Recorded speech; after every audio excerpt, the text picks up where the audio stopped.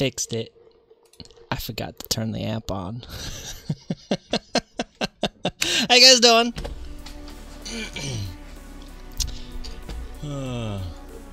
There we go. Yeah, layer 8-ish. There's a button over there that needs to be red and turned on. It wasn't turned on. That's a first. Hello, how you doing? The Epic Unknown, Jojo, Bridgewater, a jolly developer, Infinite Nest Lives, how you doing? And 1.21 gigawatts, how you doing? So like I was saying before, but you guys couldn't hear me. Jolly developer, you actually weren't the first one here. That award goes to Bridgewater.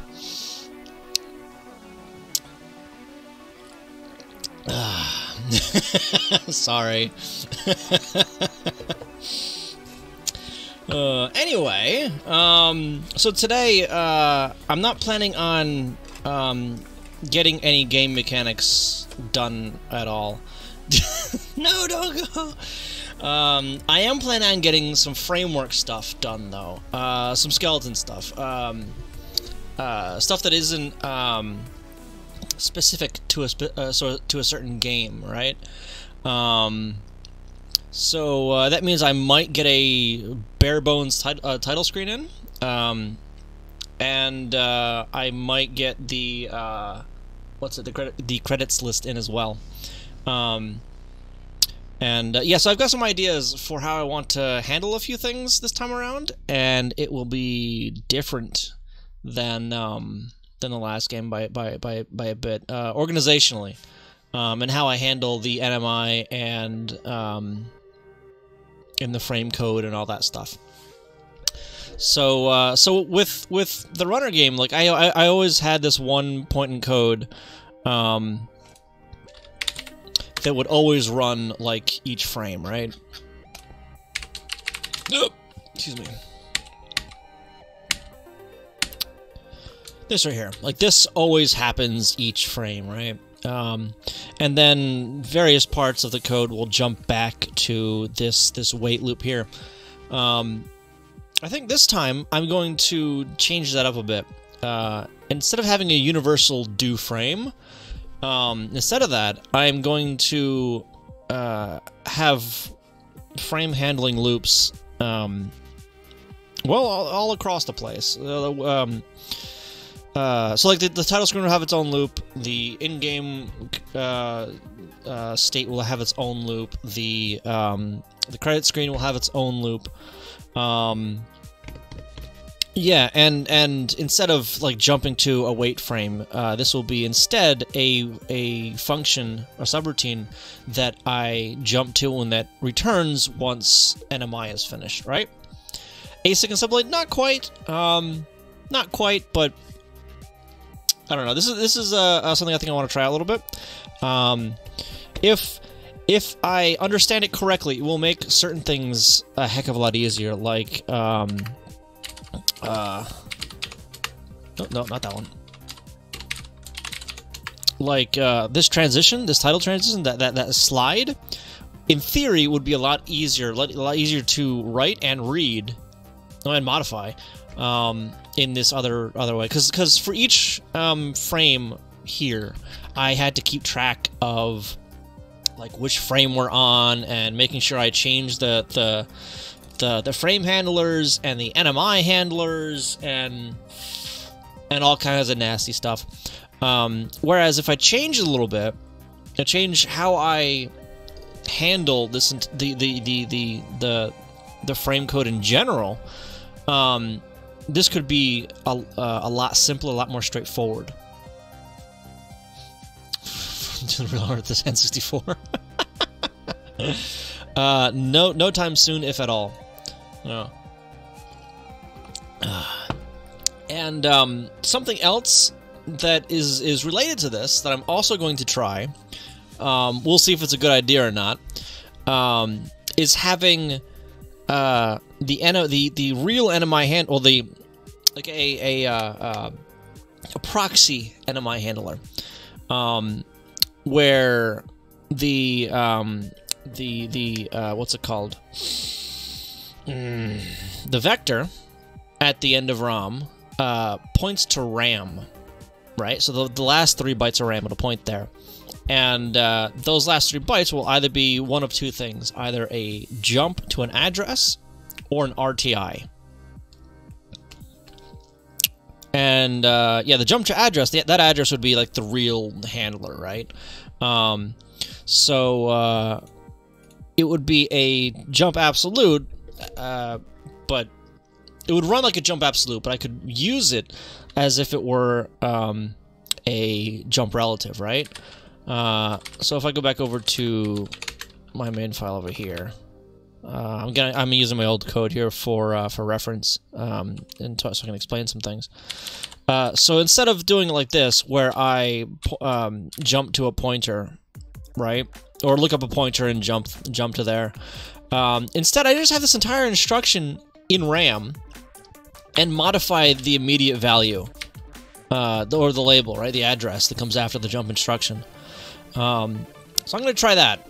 I got the idea, actually, from the study box, because it does both of these things. I mean, it's organized terribly, but it's a really neat idea, and I think I want to try that out. So it should be more flexible. We'll find out if it's more flexible or just more headache. But it should be more flexible. And the first challenge really to see how workable this is, what's the word I'm looking for? Practical this is, would be taking my existing credit screen code and porting that over to this new method. So yeah, that's what we're gonna do. That's what we're gonna start with anyway. That's what I'm gonna start with. I still haven't decided on the specifics of the game itself, but I think I do want to do the breakout. I think I'm gonna try to aim for the breakoutception, and if I can't get that one, I might fall back to another one. So yeah, the brickception I think is what I'm gonna start aiming for. I don't have all of the data formats ironed out yet, but I don't think I'll get this far tonight. Alright, so, where is... Oh, I don't have it open yet. Main. Alright, so we've got, like, next to nothing here so far. We have an NMI. I didn't even start changing this code. So I won't need, like, an NMI skip variable, right? So instead of setting this variable, I would just change that 1 byte, the first byte of the NMI, to an RTI. So it just immediately returns from the NMI without doing anything. So I wouldn't need to have a variable anywhere. I wouldn't need to branch anywhere to skip anything. So yeah. And that's going to be up in OAM, up here. I wonder if I want to... I don't think I want to set a separate section for it. I might just set the label for it instead. Yeah, or a constant, really. Oh. And this is going to go in OAM, not work RAM. So NMI RAM is going to be what, 007 FE, I think, right?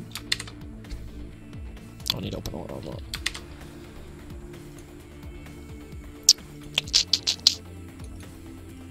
I think it's FE.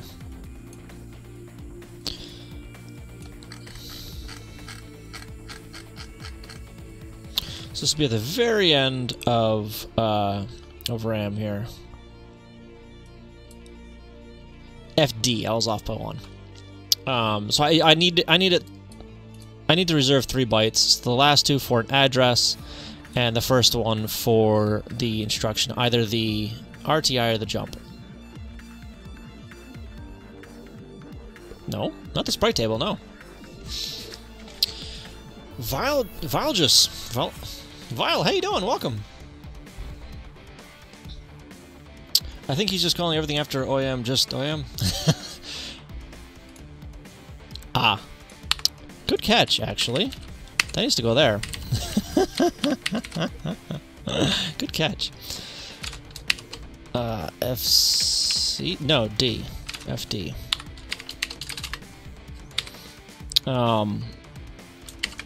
NMI pointer is going to be 07FE. That's going to be too long.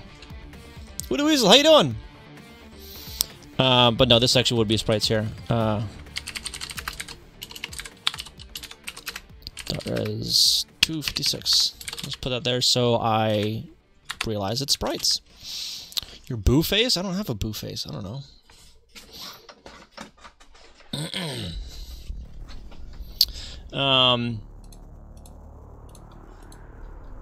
Actually, let's call this NMI instruction.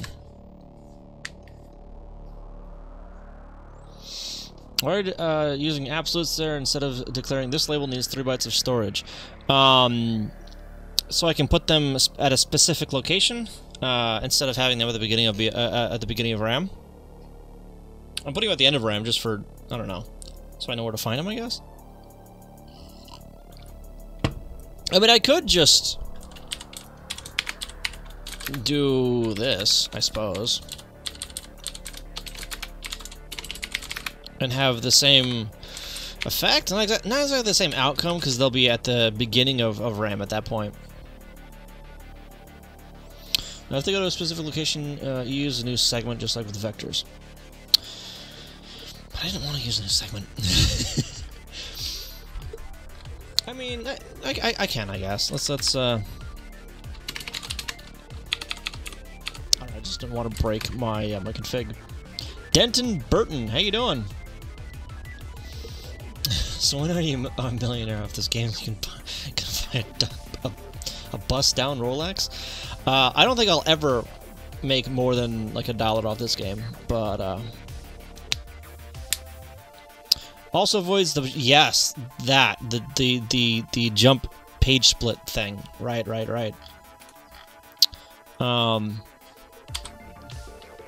So we're gonna put a NMI RAM load into RAM. Starts at 07FD. Type equals RW. Wait, no, this would be up here somewhere. Would it? Wait.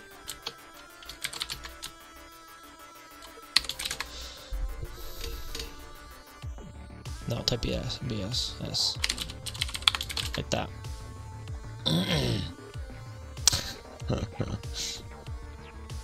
Let's use good practice, but I don't want to. Yeah, right? I like to think of it as a feature of your cycle count. Yeah, it can be, yeah. Yeah, this might have some adverse effects. We're gonna find them.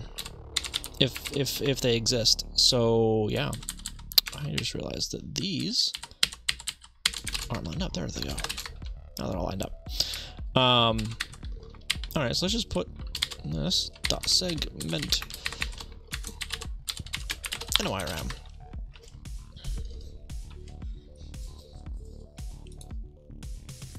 Alright.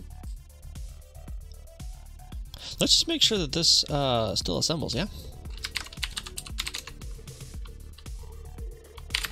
Oh, I need to there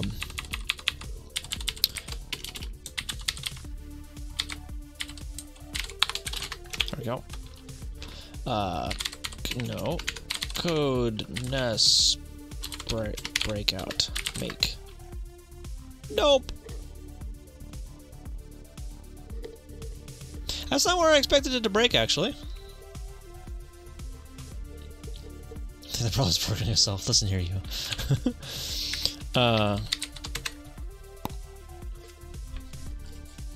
I thought it's capitalizations. That's why. Skip NMI is undefined. We are no longer gonna be using that.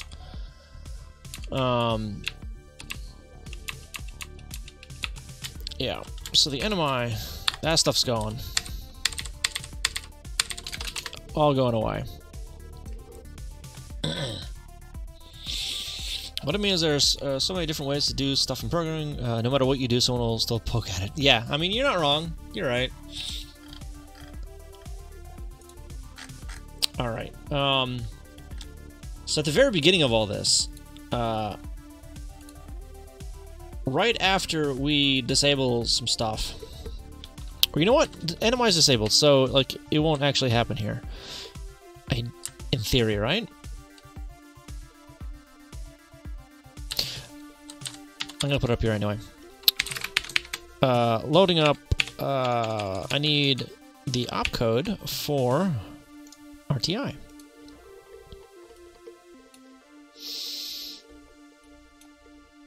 Listen here.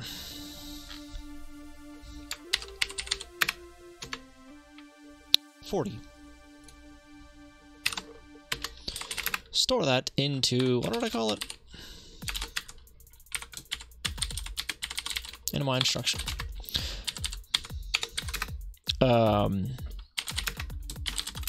NMI to adjust RTI. Actually, you know what? I need to make that a constant.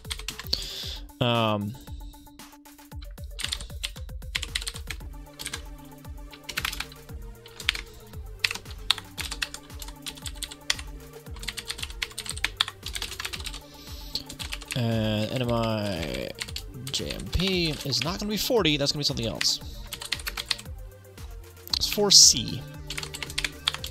There we go. Like, does it support ray tracing? This one's not going to. Needs for RTX definitely and raster effects. I do plan on going a little nuts on that kind of stuff this time around, though. Because, remember, I'm using CHR RAM with this.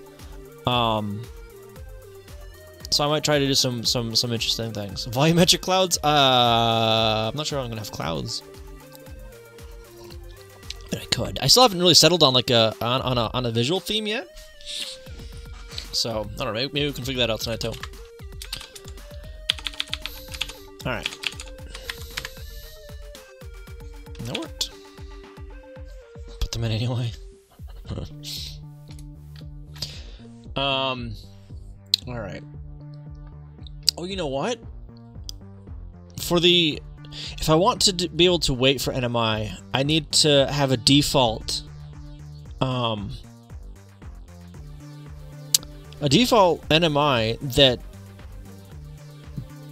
that resets like a skip NMI variable or wait for NMI variable or something like that. Yeah, like the sleeping variable. Alright, so we're gonna put that here. Sleeping is .res 1. Put them anyway. Curl into a tarball. Yeah. So glad I have vacation next week. If I spent another week in a row scanning thousands of people's. Oh, jeez. Yeah. Busy with PPU status.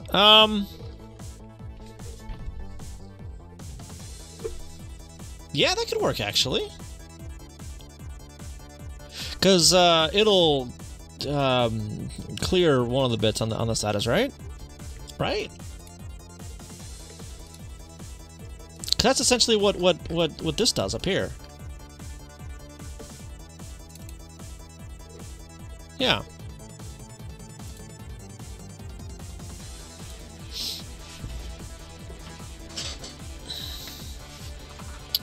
Be careful about changing the NMI pointer while the NMI is active. Isn't it only read on the trigger, on the NMI itself? Or is it read at multiple times during the NMI?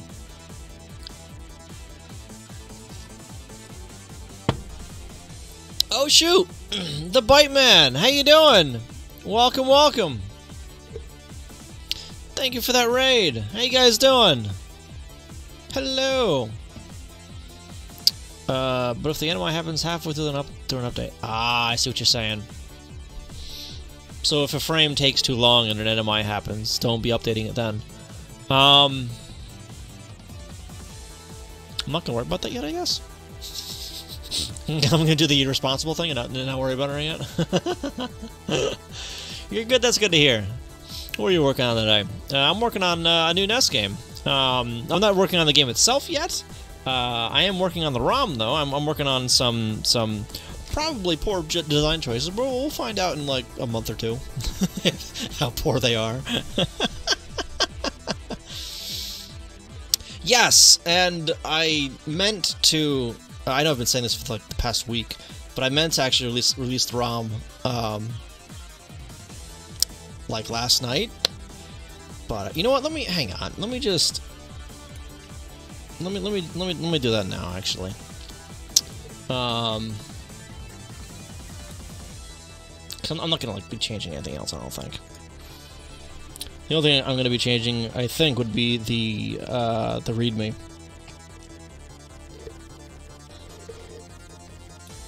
What is this? Yeah, so a little bit of the README.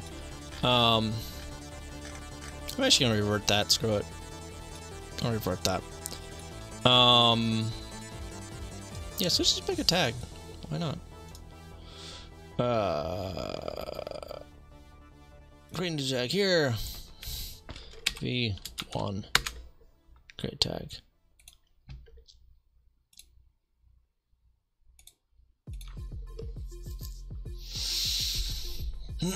Remember the Godot Docs for about 3 more hours today, and then played some Chrono Trigger. Oh, nice! Chrono Trigger Nosu. Not bad. I've never tried Osu, and that's... I'll probably, like, avoid it like the plague, because that's one of the games that I could feel myself getting really mad at, you know, like salty at. That, and I'm terrible at music games. Terrible at music games. Alright. Come on, go to the repo, darn it. Two releases. V1, yeah, we're gonna go ahead and edit that one. Can I go ahead and edit that? Edit tag. RM0838, how you doing? Can you advise some good resources to start with MCU programming? MCU? Number one, I'm not sure what that stands for. Number two, I don't think that's NES programming, so I'm not sure I'd be able to help you out there.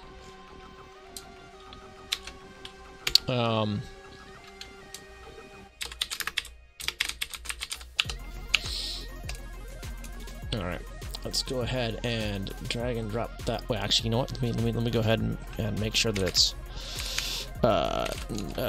runner and then make B, I think it was. Was it B? It was. The dash B recreates everything. Microcontroller. Ah, yeah, I can't really help with that too much. I'm working with an NES, which isn't a microcontroller. It all depends on the specifics of your target platform, be it ARM or what have you. Yeah. Bastion, how you doing? Welcome. Make B. Yeah, I learned that from your stream, by the way. Tsoding. Yeah, it blew me away when you found out about that. I'm like, what is this flag? I don't have to do a make clean and then the make. What is this? Thank you for that follow, by the way. I appreciate that. I want to see if it. Oh my god.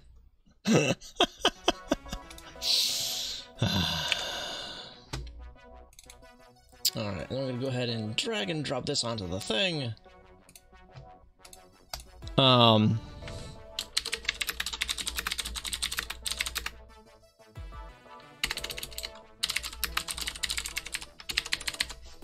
There we go.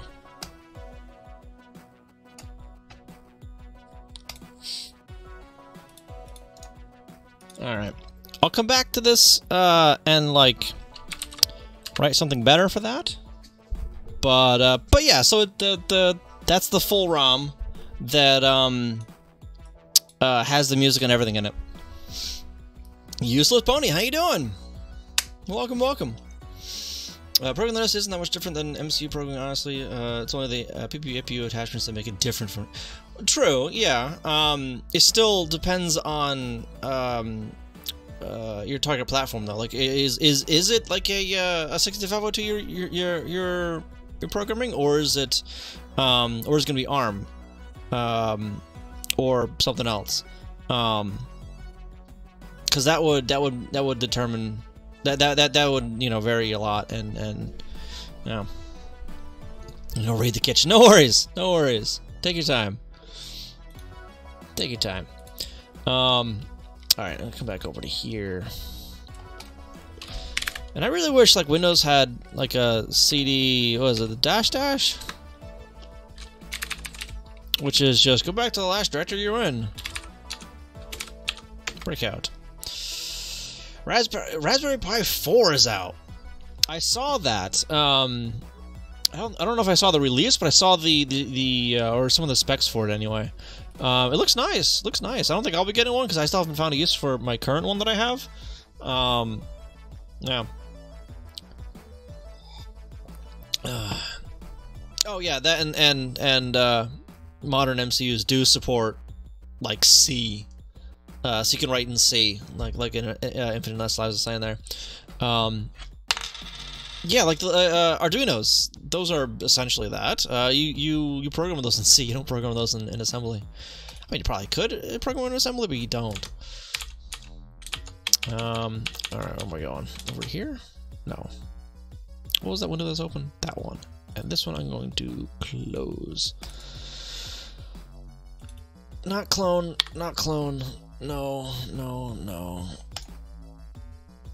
I thought I created a repo last time. I guess I didn't. Oops.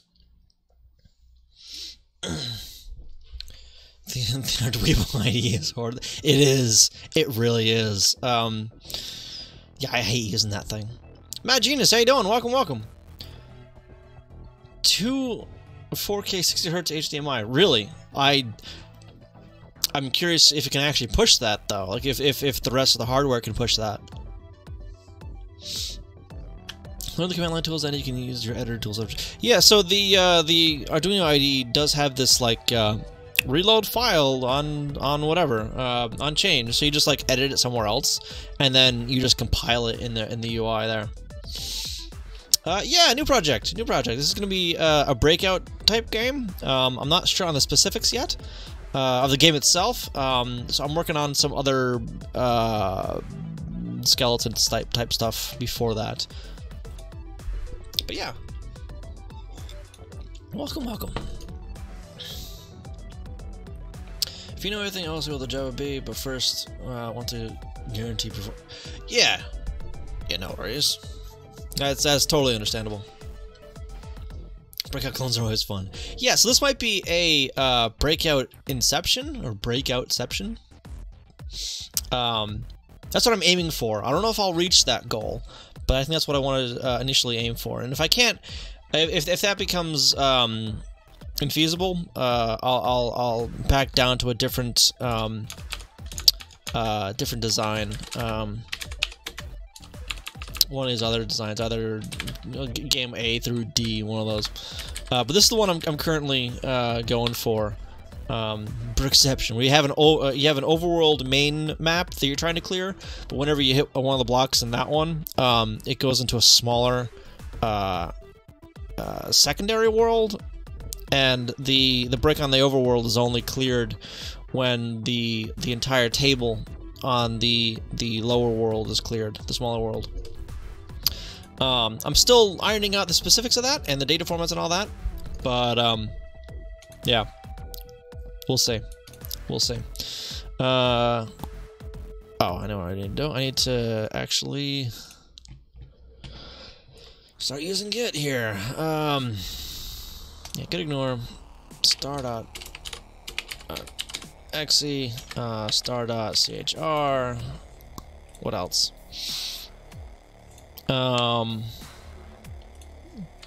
Everything in bin.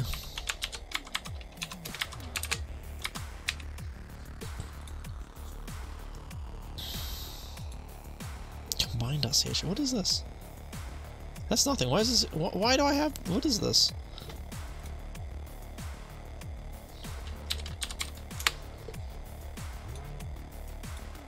There's literally nothing. What? What? Huh?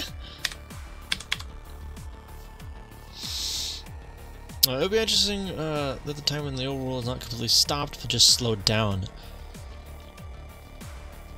I'm not sure if I'd be able to handle that one. I don't know if I'd be able to do that one.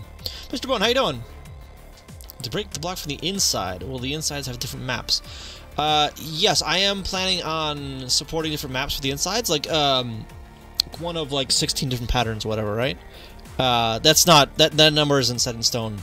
But yeah, like one of 16-ish different patterns.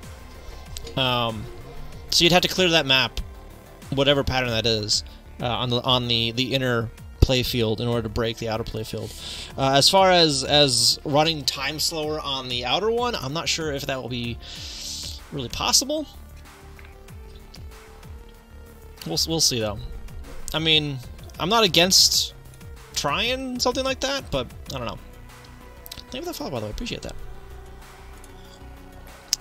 I think that's all right for now. Save. Yes. There's the alert. Alright, so I want to get ignore. Yeah, I know.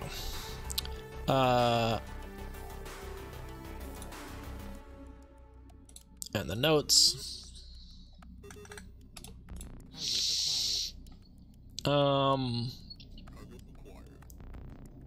Yeah. We'll be more session like and put a bit on. Yeah, that's true. But I'm not sure if that would be technically feasible. Different mini games and modes inside the. Yeah, it's a rabbit hole. Yeah. It's failing math this year. What is this? What are you? Oh yeah, I saw that. I saw that. I think I just want to like dump all this stuff in a single. Well, no. Just commit just some notes and stuff.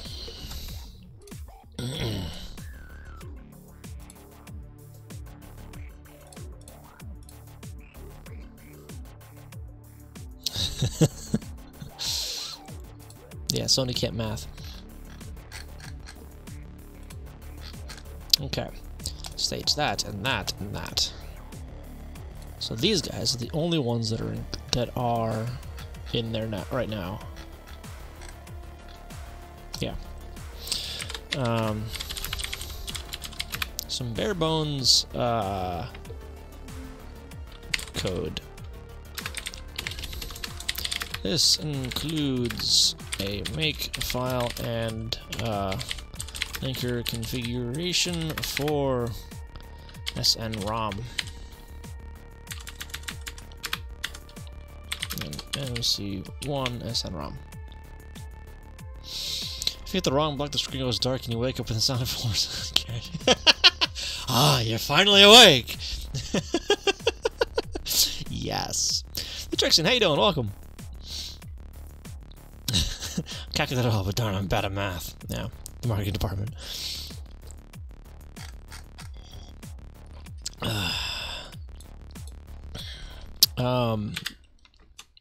Linker config and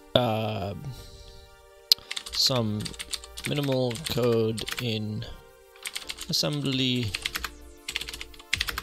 to verify it assembles.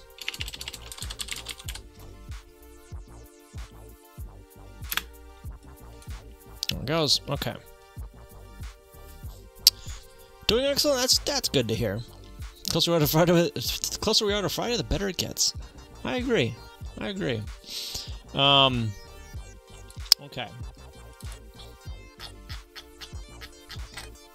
Oh, this is the filler data. So I might be working on some credits, some credit data stuff later today. Because like I had mentioned before, or last time, we've got some more data to work with. 625, yeah, that was the other day. So we have tenure and streak to work with. I'm not sure if I'll do anything with streak, but I think I will do something with tenure. I'm not sure what specifically yet, but at the very least, I can sort the list on tenure with the highest tenure at the top and work down from there, and maybe like group it like the badges. I don't know yet though. I haven't really decided yet. In Spain, some self-combusted from the what, causing a 10,000-acre forest fire. What? Yeah, manure self-combusting does not sound like a good day. That sounds like a very bad day.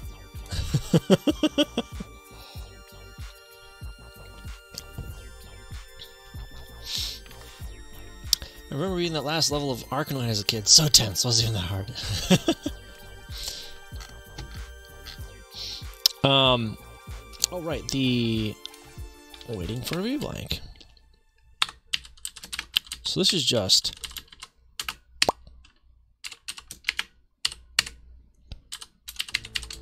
in theory it should just be that, yeah? Because when it goes into the NMI, it won't be running this loop anymore, and when it comes out, that bit will be cleared, wouldn't it? So it wasn't turning the compost heap. I guess not. Guess not. Let me just double check what that bit is. Registers 2000. Generate an NMI at the start of the vertical blanking period. Oh, that's right. What about read?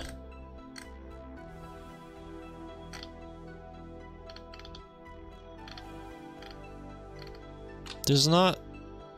It doesn't tell me what the read stuff should be. Is it the same?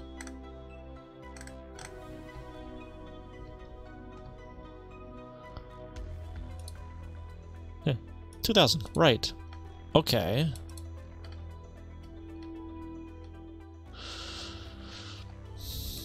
If the PP is currently in vertical blank and the status v-blank flag is still set, change the NMI in bit 7 of 2000 from 0 to 1 will immediately generate an NMI.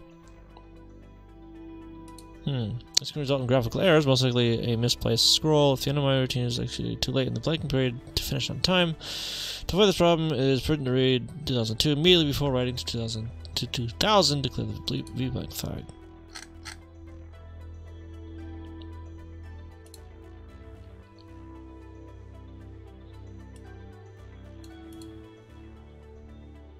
Wait, I read the wrong one.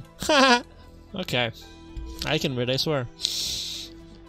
I've heard of people cooking their dinners by wrapping it securely and burying it in a compost heap. I'm not sure I'd want to do that. Yeah, okay, if you want to do it that way. Drying compost can be ridiculous on its own.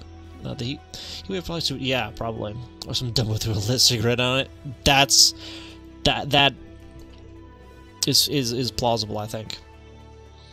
It is possible for hay bales to catch fire because of the bacteria living in it. Whoa. The hay bales are harder than me. Current temps in Spain reach 110 Fahrenheit. Oh, that's a little toasty, I think. A little toasty. A little toasty.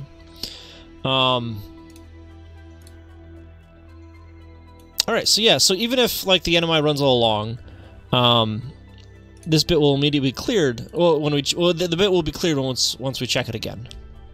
Right, probably. Yeah. And this, so if the animi finishes early, this will still wait until after the animi is finished, right? Vertical blink has started. Right. Set at dot 1 of line 241, right after the post-render line, and cleared after reading 2002 at dot 1 of the pre-render line. Yeah, so even if the NMI is nothing, it will still take like 20 scan lines to come out of this.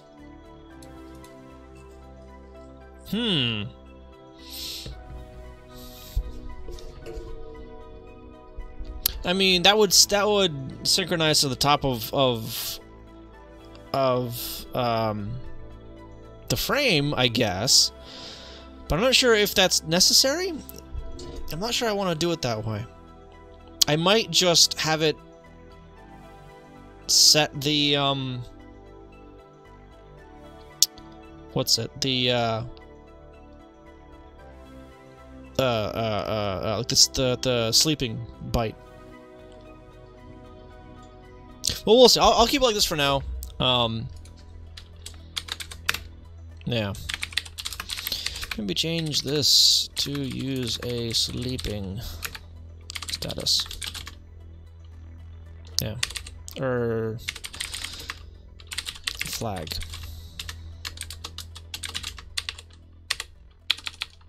Yeah, we'll see.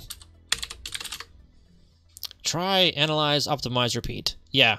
So we'll see how it works for now. If it causes problems, I'll switch to the sleeping status flag. Leave a few dried kernels or corn out on the barrel. Have friends for life. Crows sometimes fight each other sit on it during autumn. Really? Okay.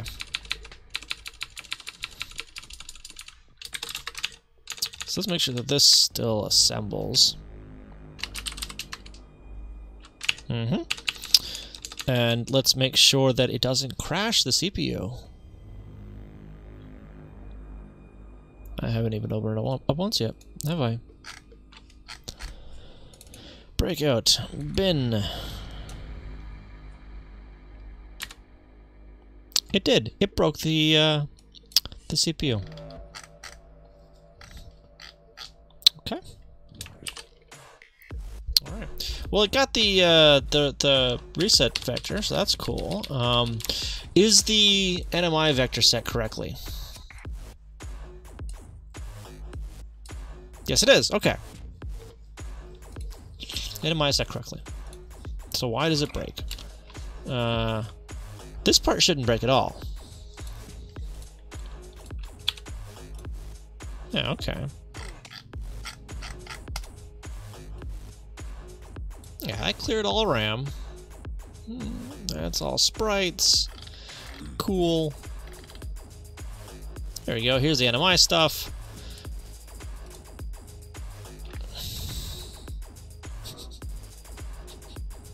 I wrote it before I cleared RAM. So let's move this. Let's move this after this big loop right here, because this clears all RAM. So let's just.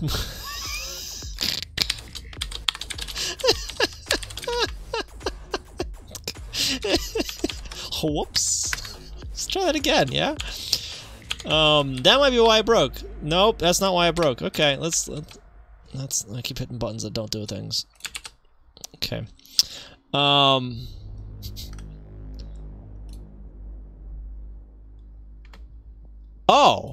this is why it breaks. It doesn't go into any loop or anything like that. Okay. It goes into the what's it? The wait for NMI and then doesn't have anywhere to return to. So that's why that breaks then. So it drops into this and goes nowhere.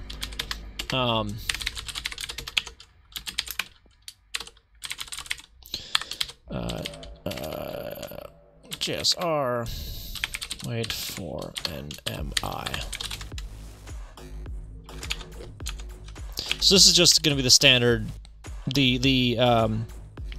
failsafe loop, right? Well, for now. Eventually, this will just be like a jump to title init or whatever, right? And that will handle setting up the title screen, and that will eventually jump to the title frame loop. Oops. But I don't have any of that yet, so we're not going to have it. Well, I can put it in there. There we go. So now it's actually somewhere. Alright, so let's go over to this. Okay, it's got that written in there. Good. Woo boy. Let's turn that off. No, I need the reads turned off. There it is. And let's set a what's it?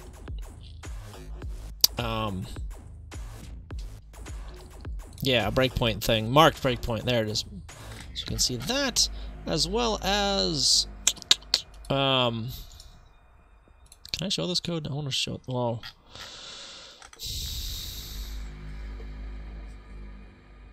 I don't think it'll let me see that.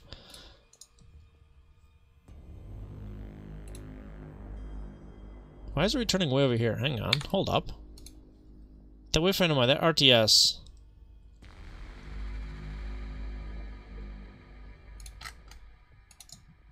Add specific 07, what was it, FD? Right?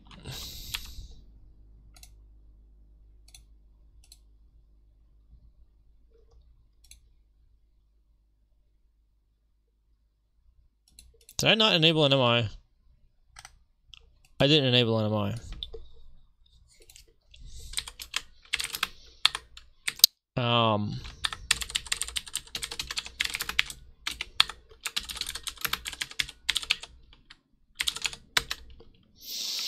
I never enabled NMI. So NMI is never going to fire if I never tell it to enable itself.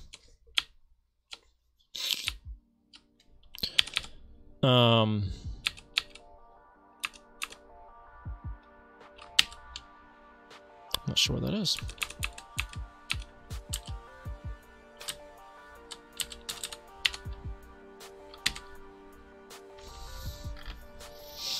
Where is that?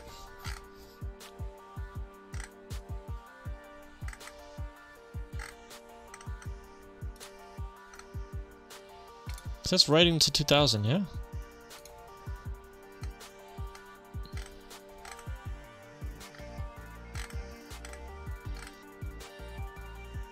Yeah, okay.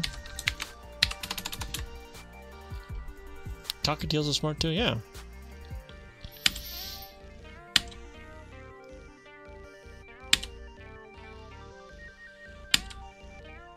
Is that just like a side effect?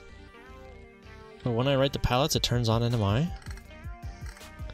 No.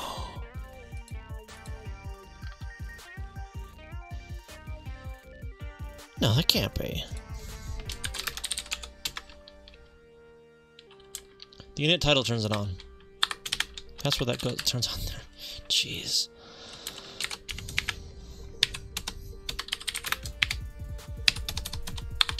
What are the other bytes for that? Name table addresses, background pattern table address,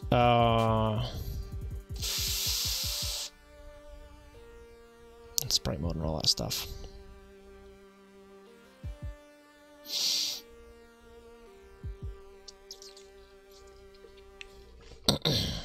So let's make this 8080, I think.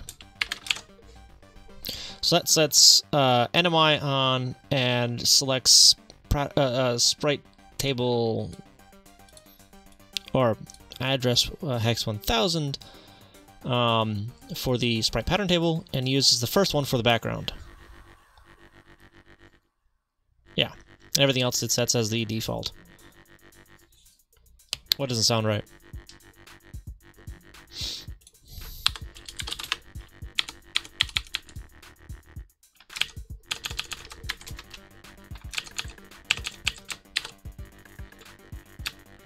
Come on, reload. There it goes.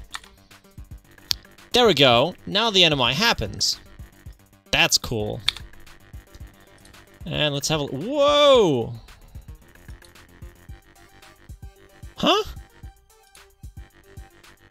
Oh.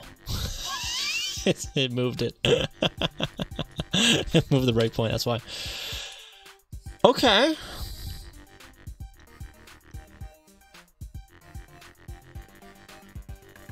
Huh. So it's still resetting it way down here.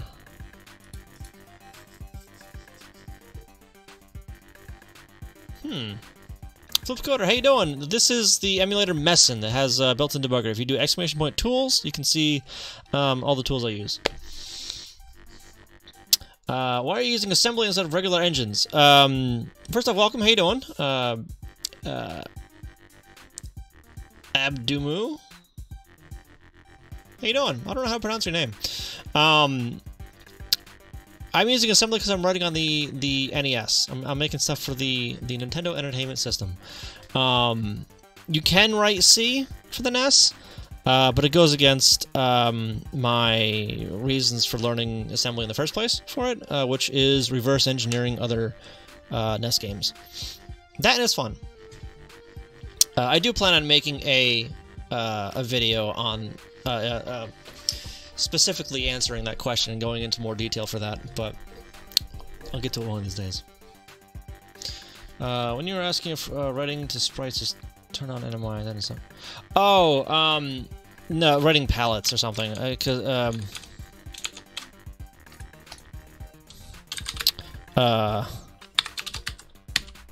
was it?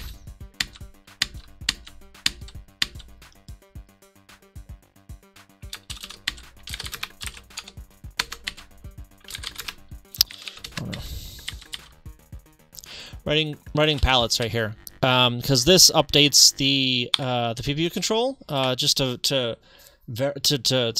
make sure that the increment, the byte increment, is 1 instead of 32 for the PPU address. An easy introduction for Vim or a resource. I don't remember how I learned Vim, honestly. It was so long ago that I do not remember. I don't remember finding Vim or discovering Vim. I just remember, oh, I was using it then. Yeah, I hear Vim Tutor is a good place to start. I don't remember if that's where I started. I honestly don't remember. Yeah,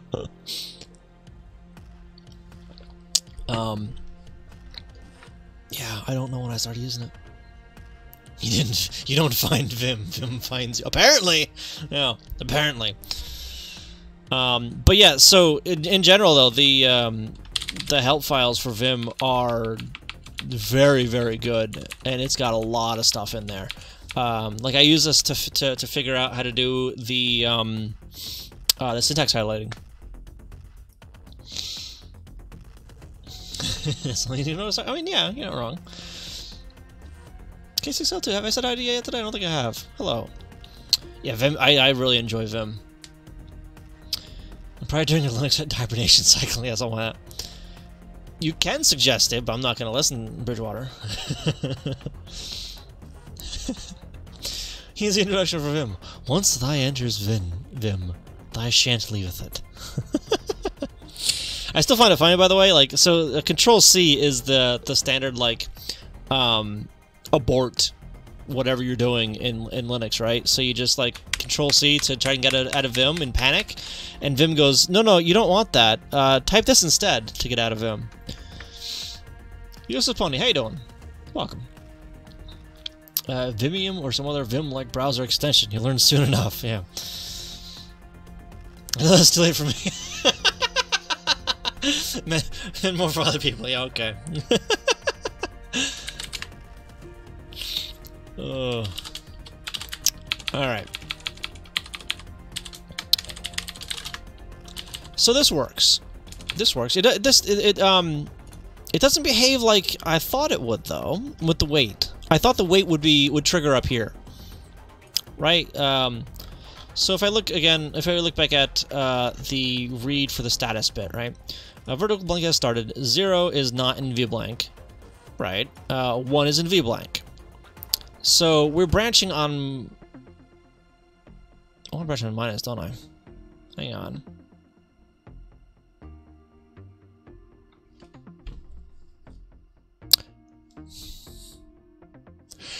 This could break things.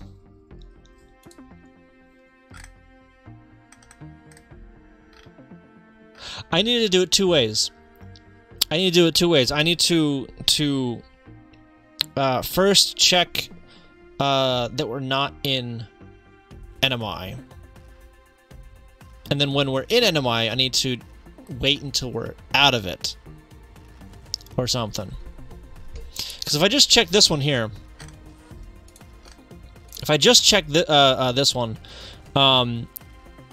if the NMI goes long... it will be stuck in wait for NMI. So if the NMI takes more than 20 scan lines, this won't return at the end of it. Will it?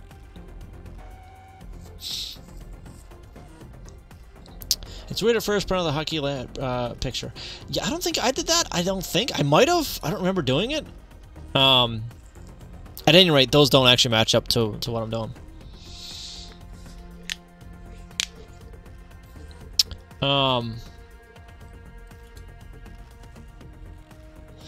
Yeah.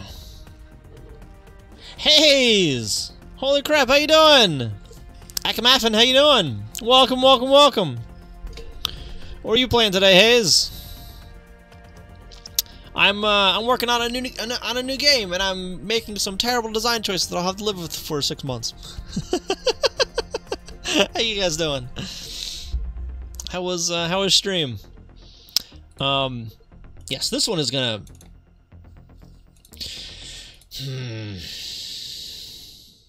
Yeah, this could break. This could break pretty terribly.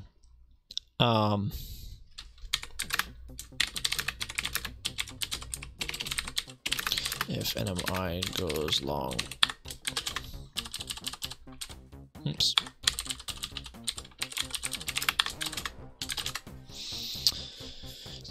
New game hype, yeah. 64 is gonna have so many new games. I just get bored to it, yeah, right? Terrible choices, yay!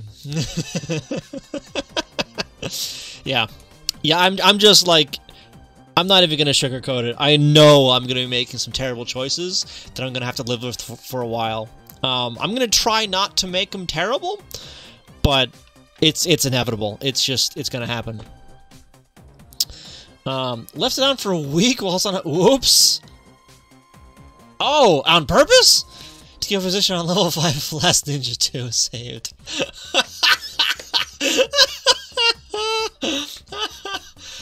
Well, congratulations for reaching the last level.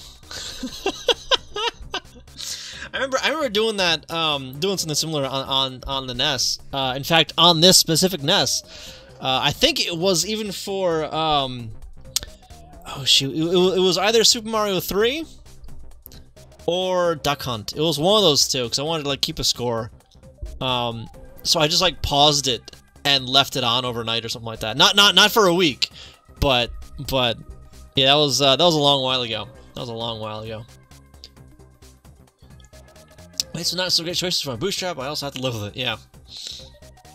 My solution just changed my back into an interpreter. But yeah, that a week is a little I think is a little long for me.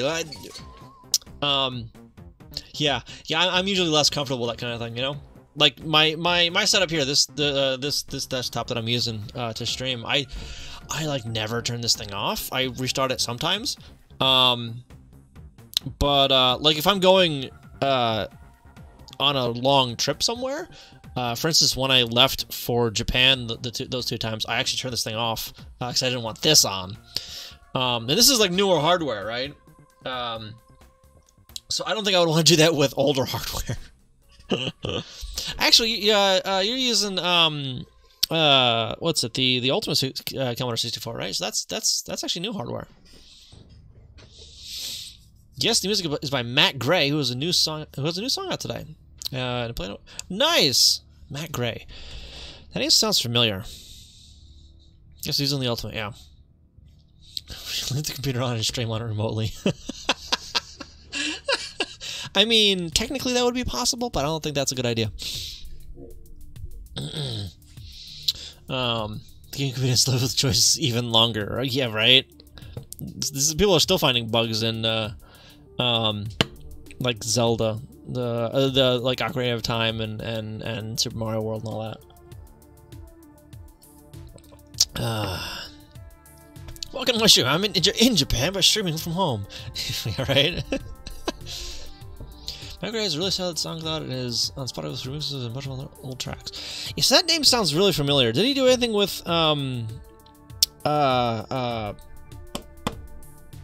shoot, Tom Scott? Or was that a different Matt Gray? I might think of someone else. Streamed in maybe like 2 hours. Tom Scott, I guess I'd take that as a no. He's a Brit that's got a bunch of like really neat videos on like educational type stuff.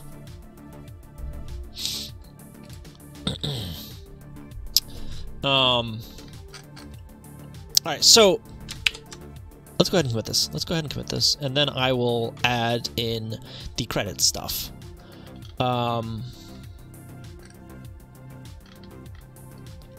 Stage that.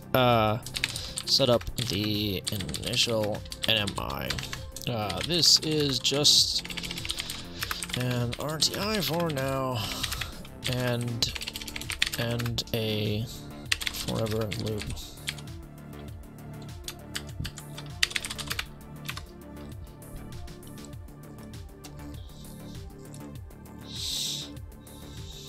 He's a famous artist, is he? One thing I discovered while looking at a different language of my own is that I miss from C# is ADT enums. I'm not sure what ADT stands for. He is, yes, but I meant a more conventional mainstream. Ah, got it. All right, so credit stuff. How do I want to handle the credits? So in the last time, I had all the credits logic in the fixed bank, and all the credits data in a paged bank somewhere. And I think I'm still gonna take that route. Yeah, I think I'm still gonna take that route. So I can still have. Well, I mean, this is a fixed bank, so I can't change this bank. So even if I put the credit logic somewhere else, this bank is completely wasted. And if I need more names than a single bank can hold, things start to break when I need to page to swap out another bank. So yeah, so the credit stuff is going to go into this bank here.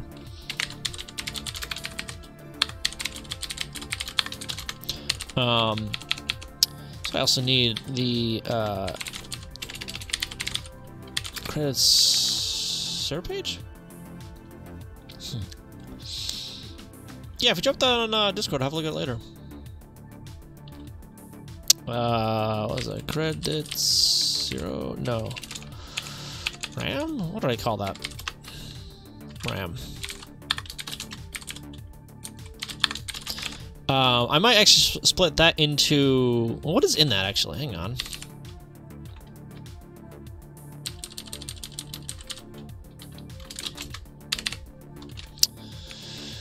Current chunks, a chunk address. Okay.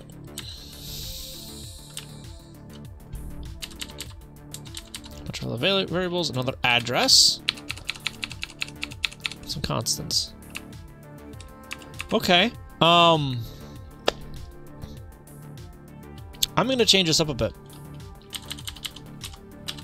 So before I had a bunch of dedicated variables for different things. Like for instance here, it's a dedicated it's two dedicated bytes in zero page for an address that's only used during the credit sequence, right? Instead, I think I might just have like a handful of generic pointers, right? Like 4 or 5 of them at the beginning of zero page, and just use those for like those 4-ish pointers everywhere, right? Everywhere that I would need them.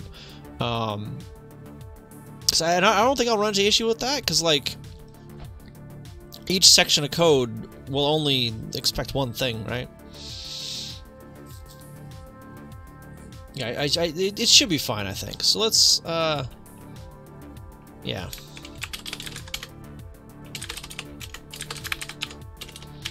Main,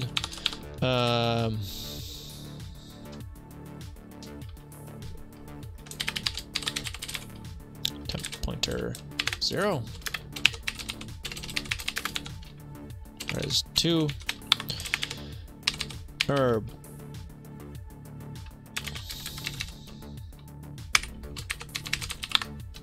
Address pointer 0, 1, 2, 3. Alright, so we've got 3 or 4 generic pointers. I don't think I'll need all those, but we'll see. Just make sure you keep them preserved during NMI IRQs. Yeah, for NMIs or IRQs, I might have their own dedicated pointers, but we'll see. Borden, how you doing? Welcome. Yes, new game. Yes, yes, yes. There isn't much to show yet, but we're starting somewhere. We're starting somewhere. Where's the entry point? Somewhere. At the beginning. The entry point's at the beginning. Did I already pick one of the brilliant ideas? So I think I'm going to start aiming for the Brickception one. I'm not sure if it is entirely feasible yet. We'll find that out in the coming weeks. If not, I will fall back to one of the others. But that's what I'm aiming for now. And the code that I'm writing today is not dependent on. It isn't specific to a certain game mode. So I'm getting some generic stuff laid out today, and I'm porting over my credits code, the current credits code, to this new format. macOS is Vim Tutor pre-installed. Nice, nice. Start the music. No, no. All right. So chunk address is going away, as well as what's the other one? Attribute address. Those two are going away. Oh, I still need to include the. I still need to include the rest of the RAM though in not zero page. That will probably actually be towards the bottom of the regular RAM, but whatever. What genre game did we decide in the end? A breakout game. Breakout. No music love. It's always gameplay and graphics. No one gives any music love. I can't make music to save my life. I can kind of make graphics, kind of, sort of. So yeah, that's what I wanted to make. Unexpected garbage, trailing garbage characters. Oh, game states. Okay, so this is another thing that I'm going to be changing up a lot as well.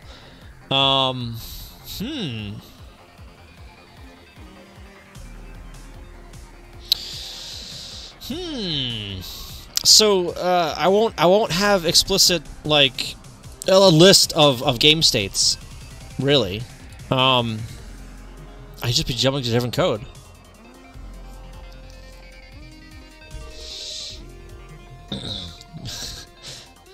Music is you just pick some random notes and play it. Crackout on Commodore 64 is probably the best. Also, the PC one, DX Ball. Yeah. So, like I said, I'm not. What's it? I haven't gotten any of the specific design elements in stone yet. I still have to work out a bunch of the design for it and what I'm trying to aim for. So yeah, we'll see. We'll see. Alright, where's that Chris 622? 622. Alright, so this is Chris debug.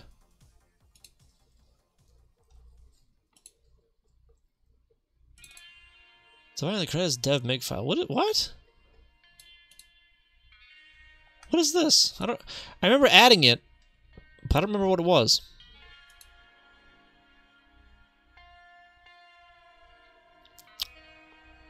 It changes the game state to the title. On start. Oh, if not def. Oh, okay. We're gonna remove this. We're gonna remove this entirely for now.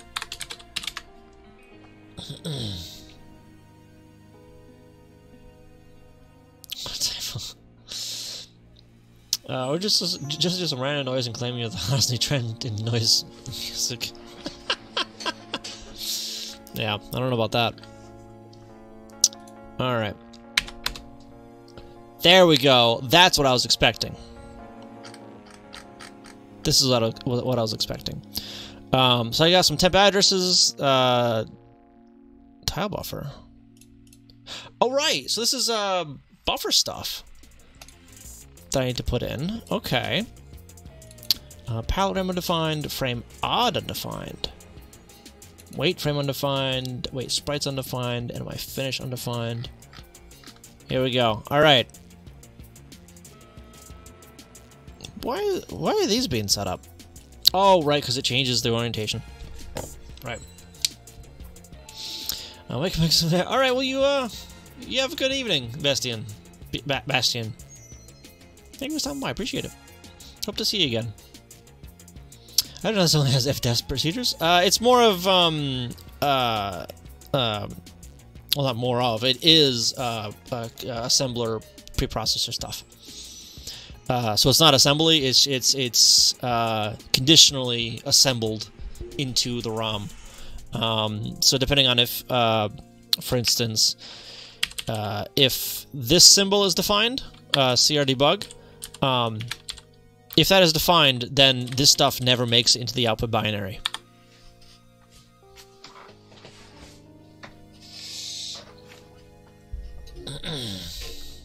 Another typo.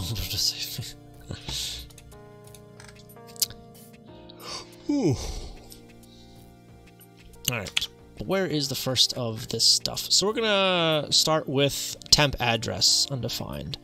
241. What is that being used for? Opcode stuff. Alright.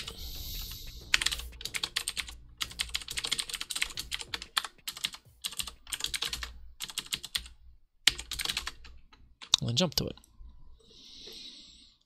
Next one. 243. Oh, those were 243, 246 of this are the ones I just changed. Was that all of the temp address? Looks like it. And I kind of wish I could color code this, but well.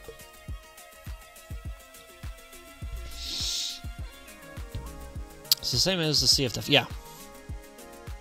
It's preprocessor macro. So it's not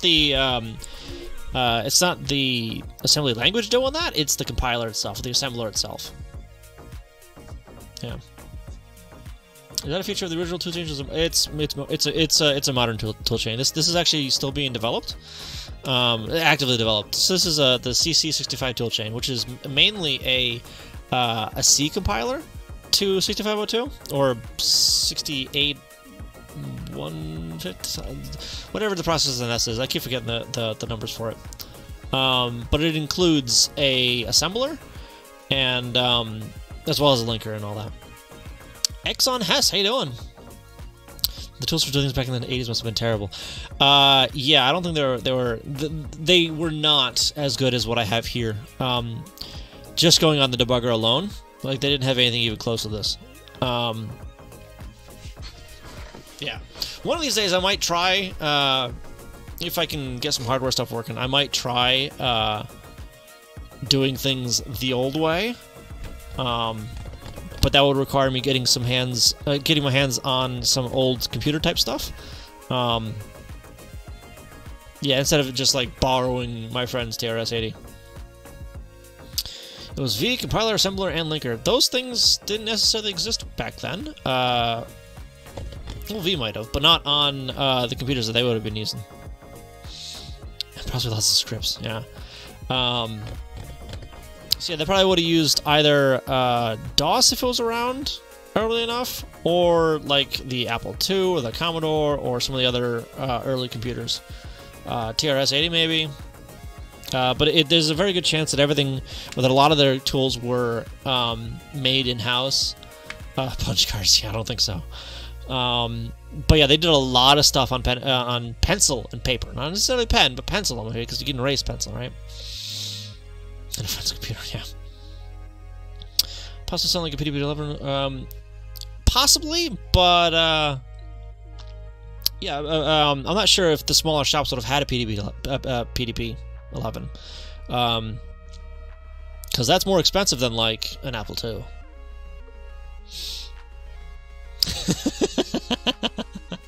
I have chat to worry about. Yeah, they didn't have chat to worry about. If I just had used the C# to make your life a lot easier.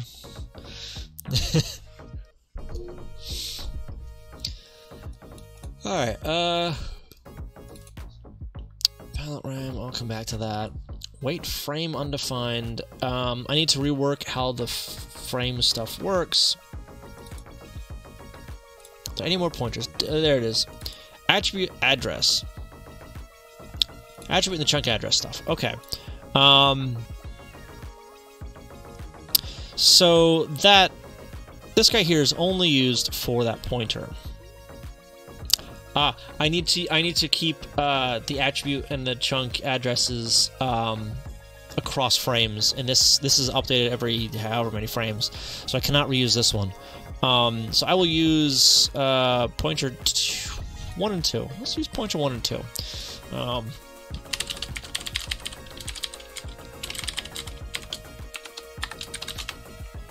Which is the chunk address.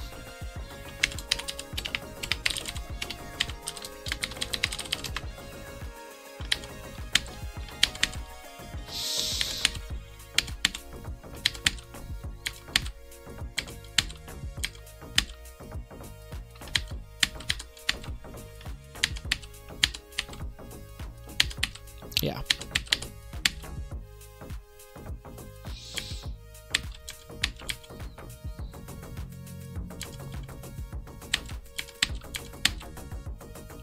Thank you for that follow. Appreciate that. All about Living for the NES, a children's style book.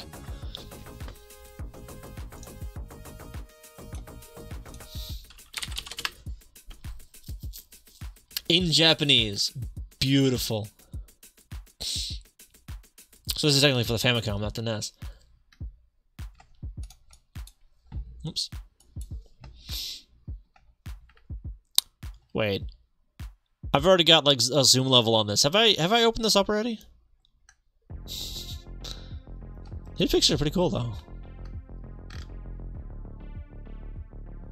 Massive machine to test cards. Goodness gracious. Oh yeah, Super Mario, look at that.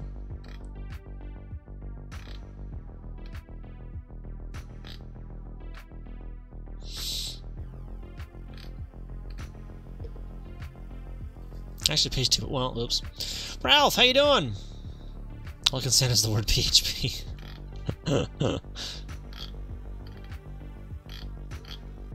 Oh, back to page 1. Let's have a look at page 1.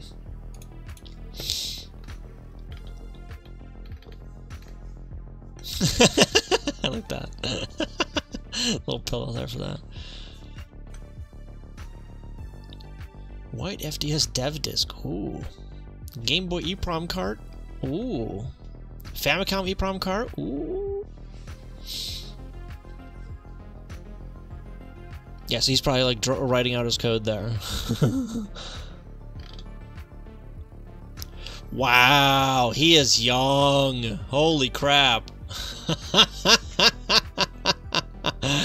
Wow. Is that him up here? It is, isn't it? Goodness gracious. Yeah. Apparently, Miyamoto doesn't care that he's posing for a kid's book as he lights up for a smoke.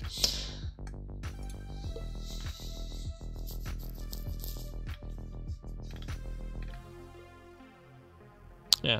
Hand drawing the sprites. This is some next level stuff here. Oh look, a Mega Drive collection on his desk. Like, what?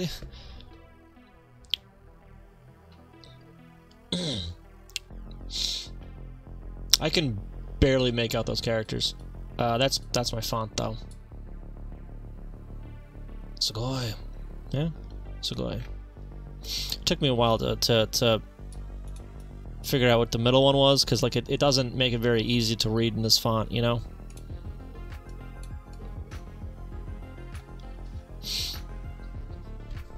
I blame the font on that one though.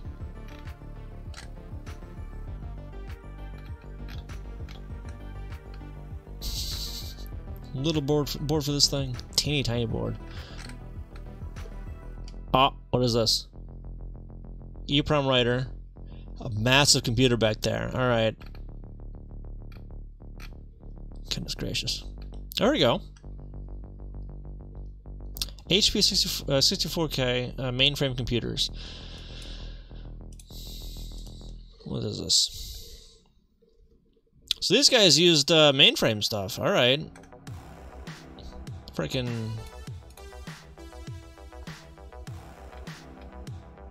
Okay, so this is what they use then. All right, that's cool. That's cool. Yeah, I'll have to read into that a bit more later on. Yeah, drop that link in Discord too, so I can go back to it.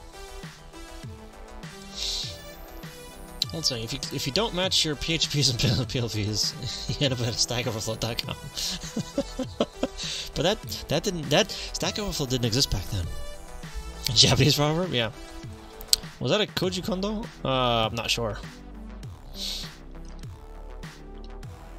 So cool with quotes and I. Go with quotes.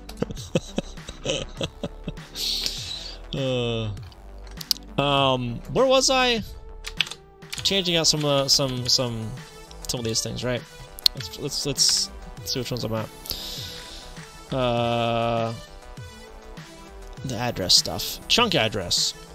Chunk address, 59.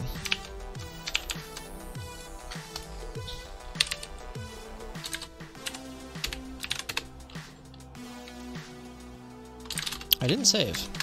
Saving helps. Alright. So that should have gotten taken care of all the chunk addresses, yeah? Data chunks is on the... Credits data chunks. Wait, is that what data chunks? What line is that? 58. Oh, that's in the data file that I don't have yet, I guess.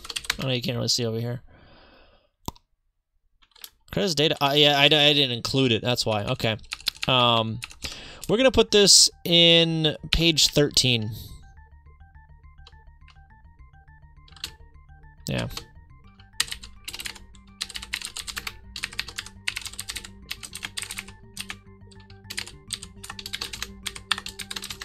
Yeah. We'll I might move it around a bunch. We'll see. I don't know. I don't know. The quote modifier. Yeah. It ain't called that, but sure. Dakuten, yeah. These computers can share data and processing on a network. Could burn EEPROMs using a built-in burner. Really? Can even run 6502 emulation with diagnostic hardware. Wow. Well, 6502 emulation. 6502 is probably terribly slow. And I'm sure it didn't have. Well, it might have if that was Nintendo. Actually, it might have actually had some rudimentary PPU emulation. Oh yeah, it did not run as fast as hardware or current emulators. That's for sure. If it's slow, it's better than diagnosing animation. Exactly. Oh. All right, let's see if this assembles now, or it's not going to assemble. Let's see if it clears out that that error. Looks like it did. Okay. Right sprites is undefined, so that's going to be a utility thing. We're just gonna drop that in this file here. So the main file will have a bunch of the utility stuff in it instead of having a separate utilities.asm like I had before.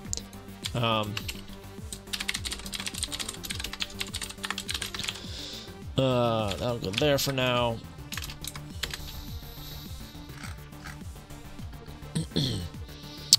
Frame odd.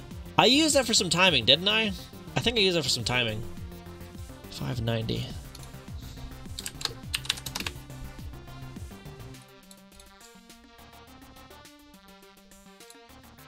Yes. I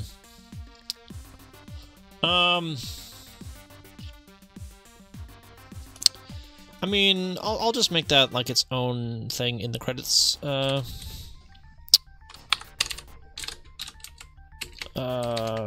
RAM.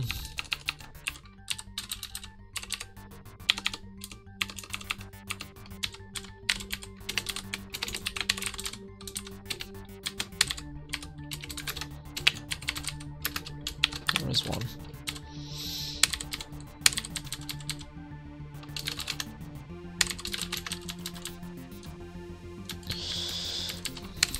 Yeah.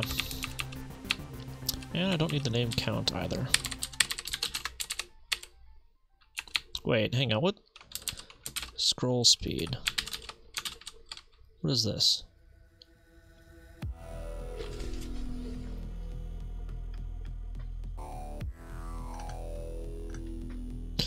Oh, that's for the color animation.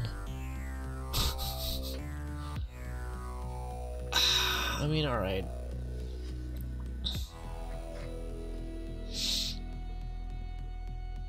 If it doesn't assemble, the assembler has made a mistake.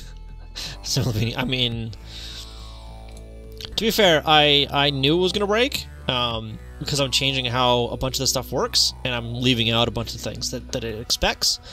Like palette RAM isn't defined yet, so like, you know, yeah.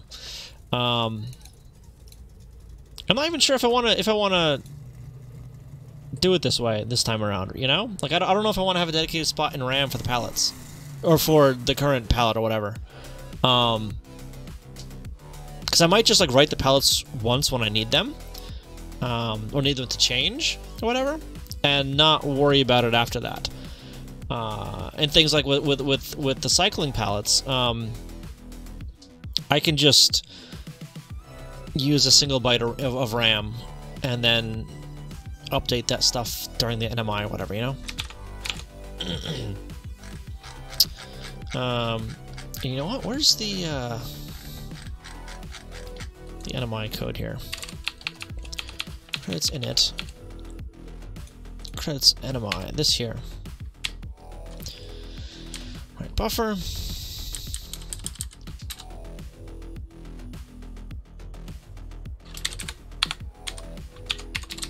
RTI. Buff type. Frickin' buff type. Okay. So for this NMI, instead of like writing this stuff, what was it? Where was it? I just here. Instead of that. Well, first we're going to move it down here. And, I think we that one is we store that into,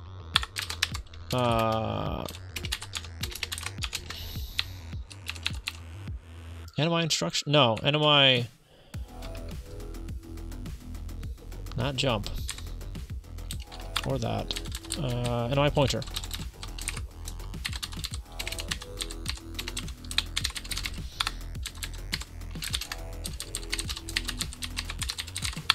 Like that. If it's broken, fix it. If it's not broken, fix it before it breaks. What do I think about the union in C#? I haven't looked at it. If you drop it in Discord, though, I'll have a look at it there. Is that the skeleton of code? Did you copy the from the previous? So the credits code is meant to move and evolve from project to project. So that code I'm not writing from scratch. Instead, I am converting it to use this format. I'm molding it into the current ROM. This is the only thing I really plan on taking from the last project, though.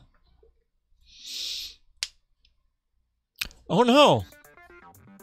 Alright, Morden, sorry to hear that. Hope it goes well. I mean... I'm not gonna say, like, have fun, because it's a funeral. Or wake, I would assume, at this point. I'm sorry to hear that, though. Sorry to hear that. You try to have a good day, regardless, though.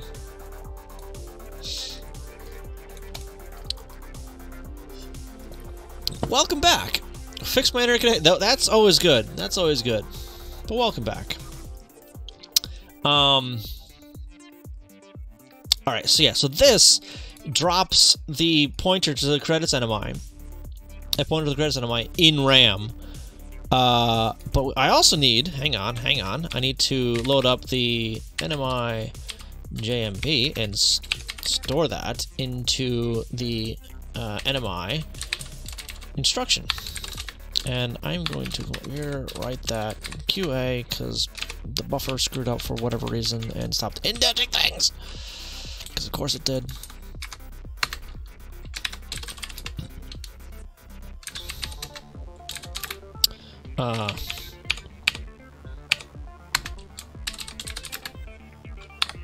There we go.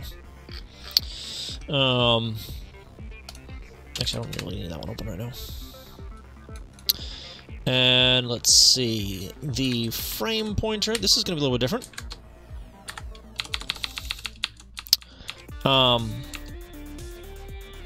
Because we're not setting up a pointer for that. We're just not. Instead, we are going to jump to the frame, and the frame will do the will be the loop. If I can find it, if I can find the frame.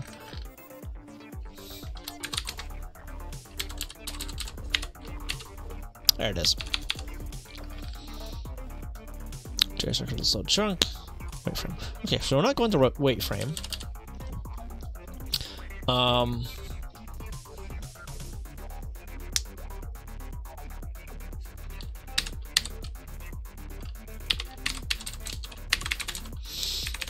to the next frame.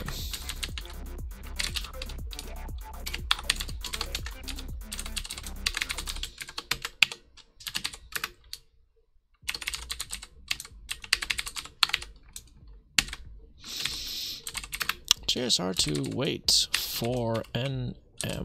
I think that's what I called it, right?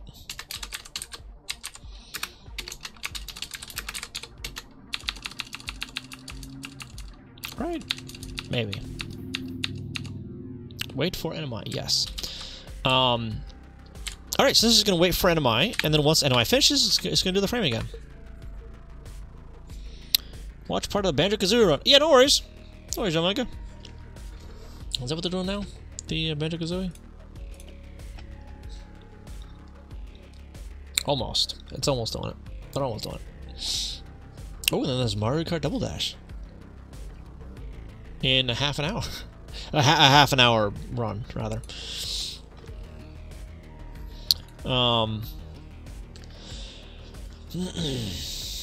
Sub-only chat. Oh yeah, so you just seen that sub-only chat thing? So this is the Zord... I guess? Yeah. They're including ROM hacks at GDQ now. I like the progression. Are they? Really? How you doing, Mouse, by the way? Welcome. Welcome, welcome.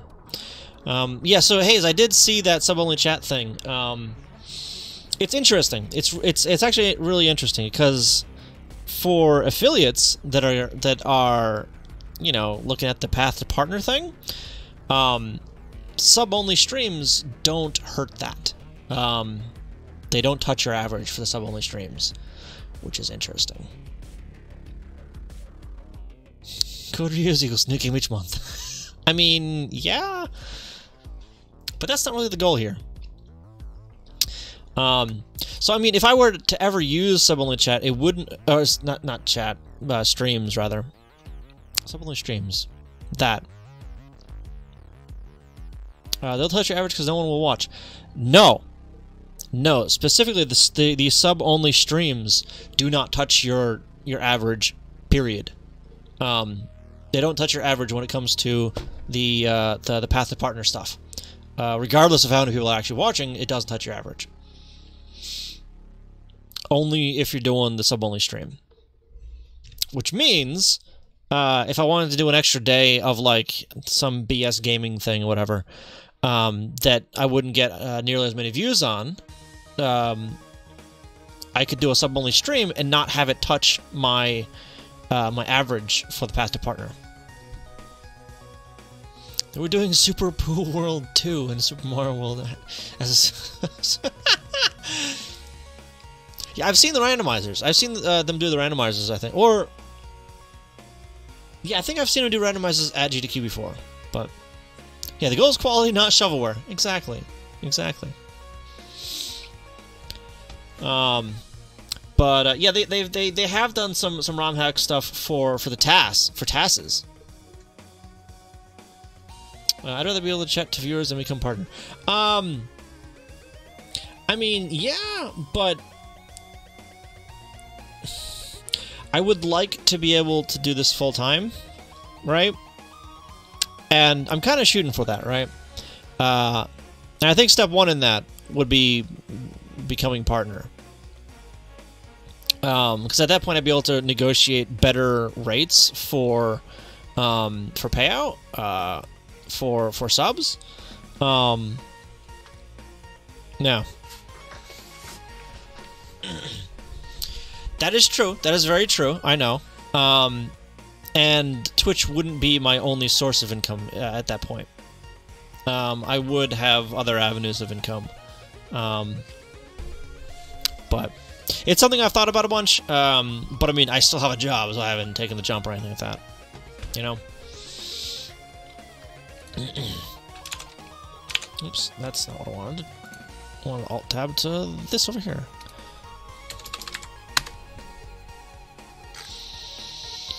Wait frame is undefined. 668. Where are we?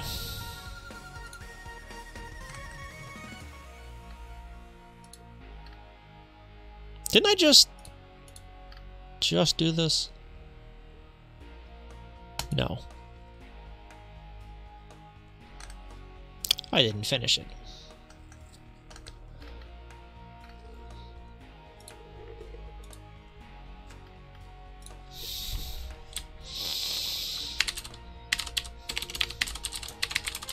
Next frame. Next frame. There we go.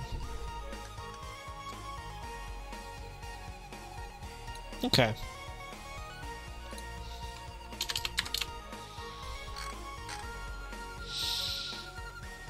Frame mod again. Palette RAM, temp Y, and X. I need to see where they're used and what those are actually used for. I might end up using the stack for those. We'll see. Title color stuff, that's the animation for the cycles. Cycling the color. CR attribute address. Okay. 51.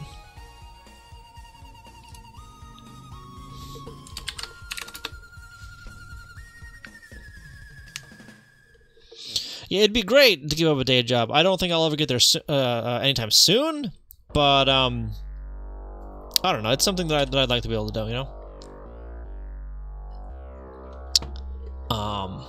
Why do I only set one of those there? Oh.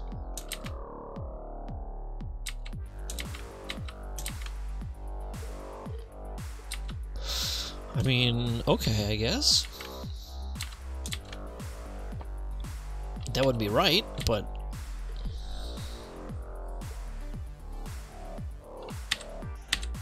the first right here wouldn't be correct. Well, I mean, I guess it... I don't know. We'll see. So this is going to be address pointer 2.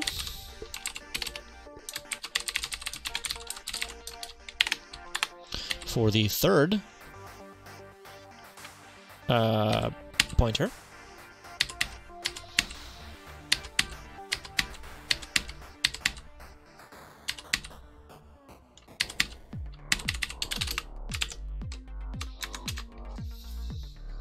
Okay. We're getting there. Clear sprites is undefined. 39.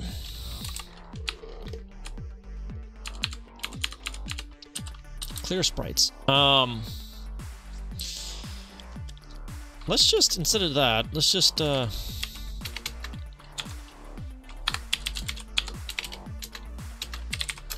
actually, hold on, I'll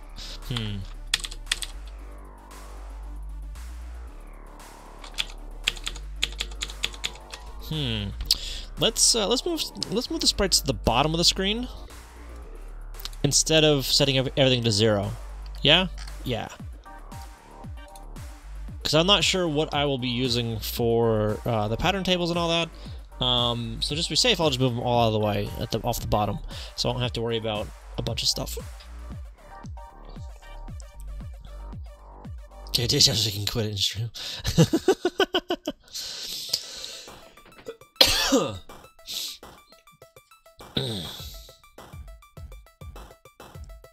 Or just win the lottery, right?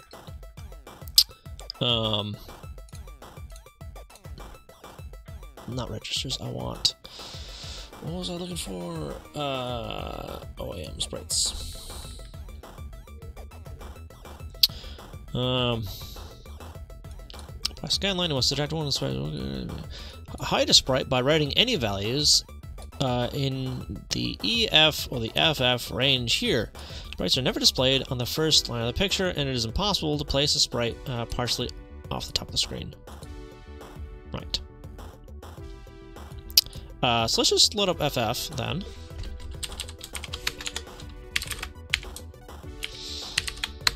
And load up 0 in X.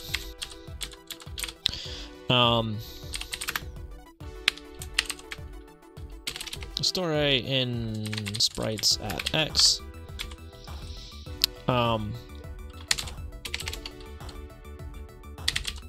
Increment X, branch not equal. Back. There's your clear sprites. It's kind of slow, but whatever.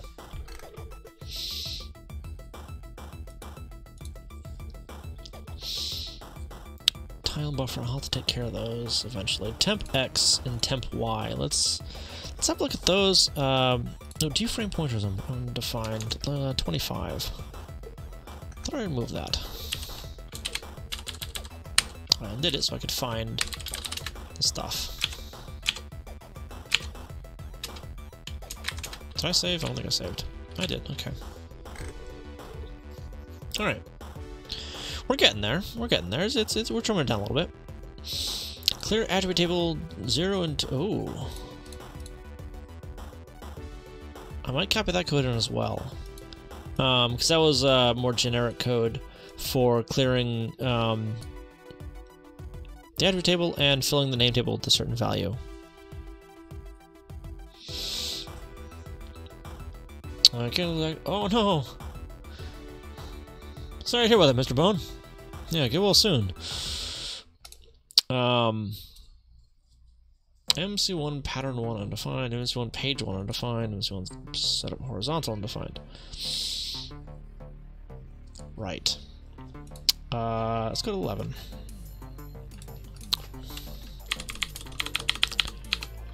Okay, so this stuff, I changed what it's called, essentially. So we're gonna set up horizontal, select horizontal.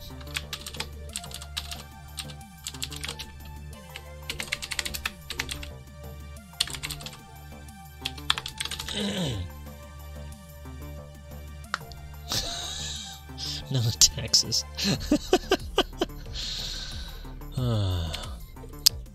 It's not going to be page 1. Instead, we're going from the other end this time. Oops. This is going to be page 13. Actually, hang on. Can't I just do... Yeah, it's okay. So we're going to be loading up the ID of that page, in this case 13, and then we're going to be jumping to select page.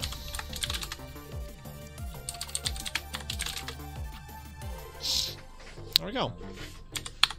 So instead of having dedicated routines for selecting a page, or selecting individual pages, like I had before, instead, I'm taking the page number as the parameter for the subroutine. All this PPU stuff seems so complicated compared to the CC4. This actually isn't PPU. This is mapper stuff. This is memory swapping and all that stuff. That's what the MMC1 stuff is, and the horizontal and that. MMU. Yeah, the memory management. But it's the mapper, because it's on the cartridge. And it does more than memory, but it can do more than memory management. This one I don't think does. I don't think the MMC1 does. I don't think.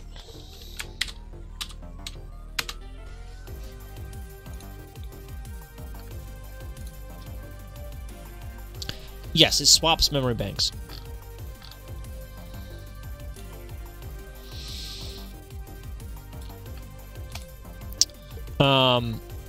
Yeah, so the windows are, the ones I'm using anyway, are 2 separate 16K banks. The first one starts at hex 8000, and the second one starts at hex C1000. The second one, the one at hex C1000, is fixed and cannot be changed, but the first bank, starting at hex 8000, can be changed and swapped out. Yeah, selectable mirroring, thank you. I mean, it is technically memory management. Actually, it's just a jumper, isn't it? That's just a jumper on the board. So is that really memory management? It's just determining which way it's mirrored. It's ranged. Airwolf cards? Airwolf? I'm in the market for an EEPROM burner and some card. Oh, really? Really? You making something? What you making? Yeah, so this one doesn't have any audio IRQ stuff, but other mappers do have audio and IRQ stuff. This particular one doesn't, though.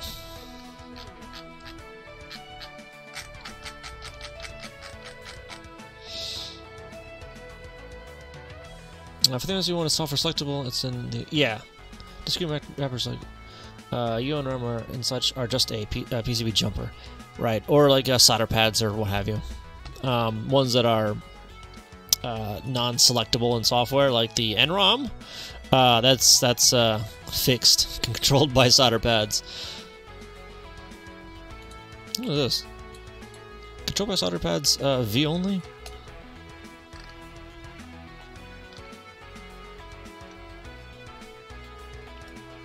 I don't know, something like that. SSP3XX, how you doing? I don't know how to pronounce your name, but hello. Thank you for the follow, appreciate it. I want to make a CC4 Super Mario Brothers card. Ghosts and Goblins and a few other homebrews. Oh, okay. Nice. Nice. Sell on eBay limited edition.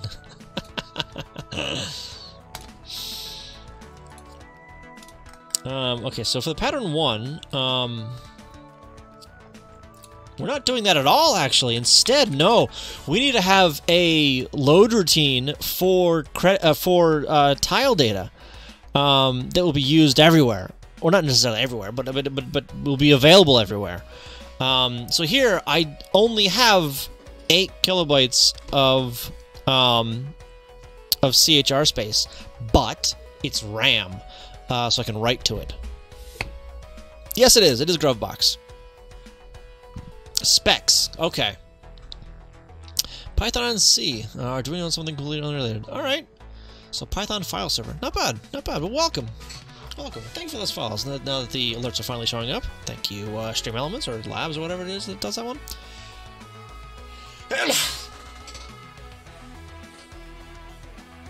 I feel another one. It's not gonna, okay. Another one's there, but it doesn't want to show itself. Right, so I need a routine to load up just arbitrary CHR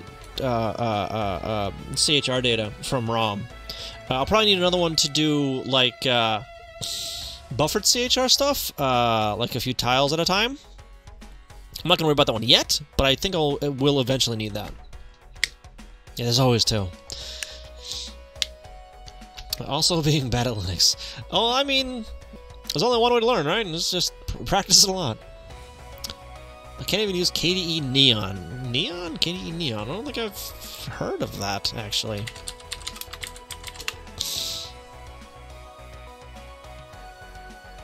Oh, no wonder. It's Ubuntu. I don't use Ubuntu as well.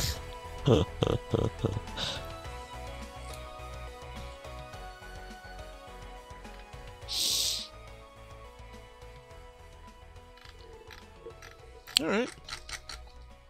KDE, I think I like a lot better than GNOME though. At this point, what do I use? This is actually Windows. But my Linux systems that I use are either Debian for the servers or Arch for the desktop. And what I'm using for Arch is Manjaro. Manjaro it's an Arch base. And I'm using the KDE environment on that one. But no, this one's Windows. This one's Windows. Where's yeah.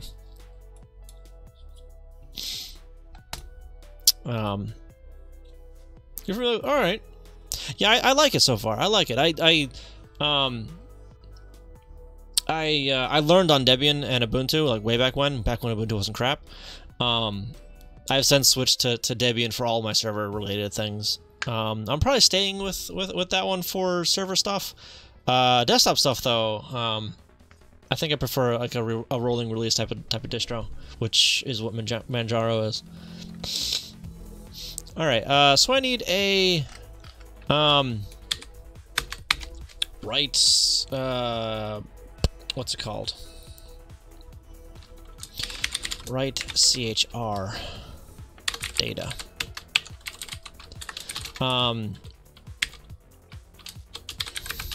Writes CHR data directly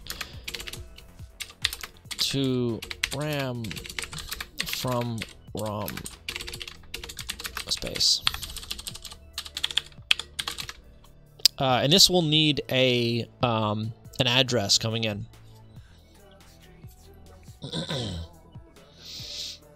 This is Red Fedora. Don't know why I just like Red Hat. R-H-E-L, not Reeve. I actually haven't used Red Hat.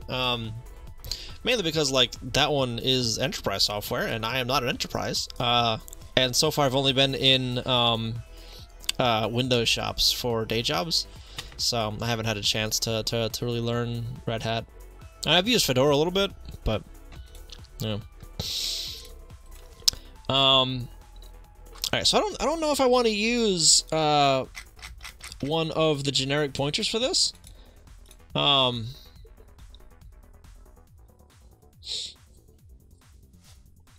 I don't know. Hey, maybe? Maybe.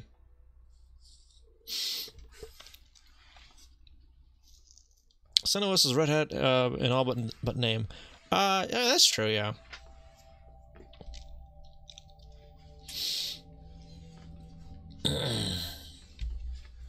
CentOS is free of all Red Hat support.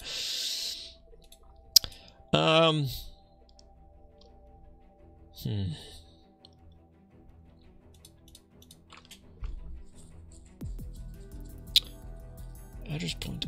You know what? Well, for now, we'll just use the address point to 3. 3 as input.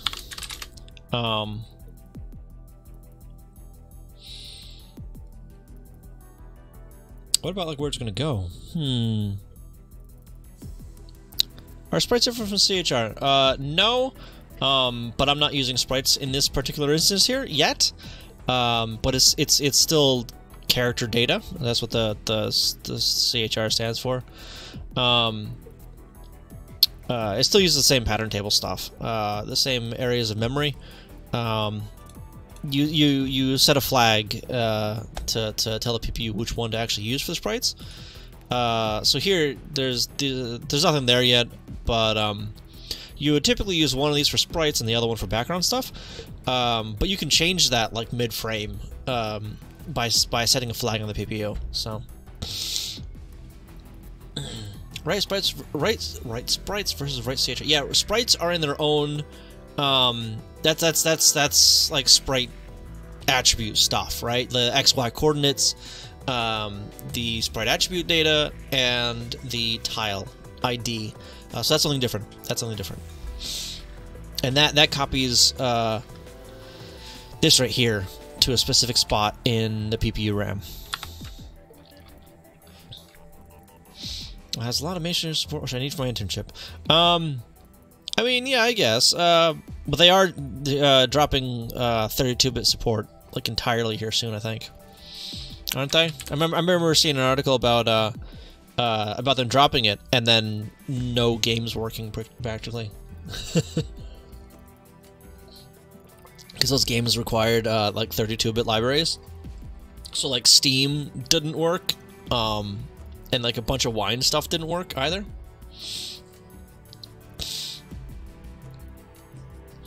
Alright, so we're gonna need a flag for the destination.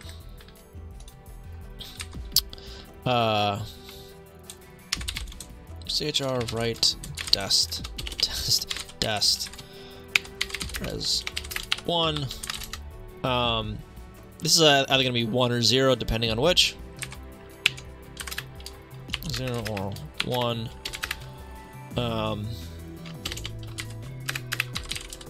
Picks pattern table to write to.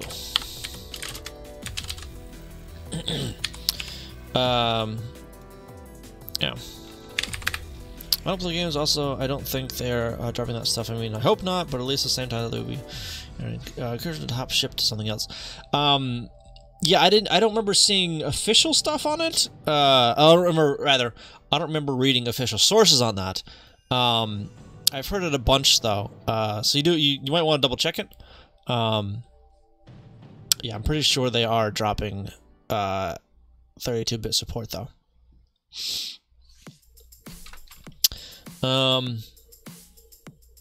Yeah, so load up CHR write dest.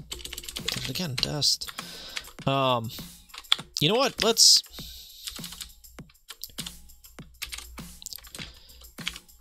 hex 0 or hex 80. So I can use bit instead. Bit that. I don't have to load it anywhere. I can just bit it. Branch minus to bottom table.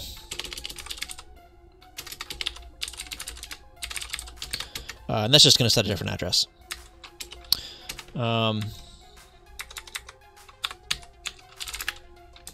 So 2000, I think, is the one to bit to do the things. I think they're resetting the address latch on the PPU. I think that's 2000, right?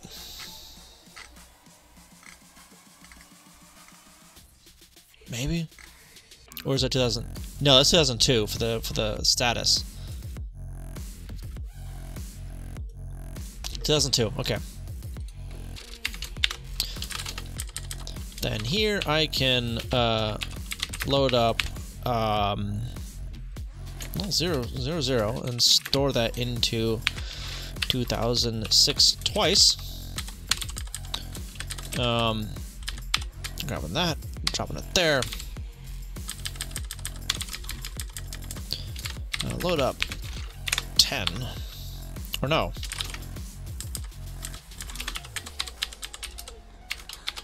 That.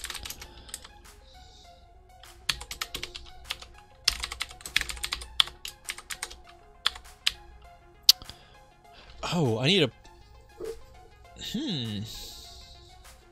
I need a length.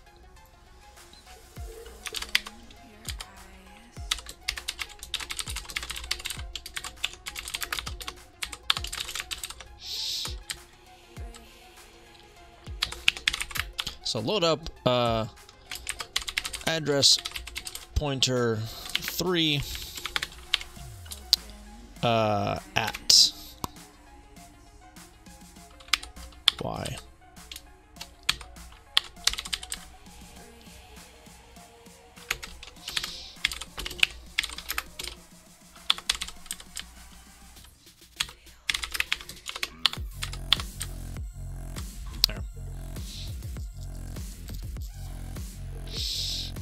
And then I'm going to store that into 2007.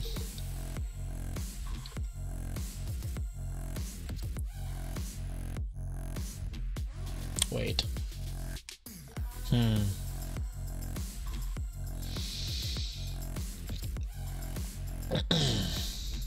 Those enemies who fall on the top hatches are infuriating.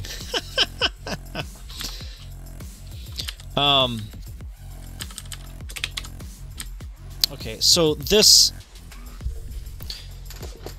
loop here is going to be a little bit different than I thought it would be, because each tile is not a byte. Each tile is like 8 bytes. So I need to like loop through this 8 times. Increment Y. Compare Y to 8. Branch not equal to copy loop. Otherwise, we are incrementing address pointer 3. Branch not equal over the increment, the rollover stuff. And we're going to decrement the length. CHR right length.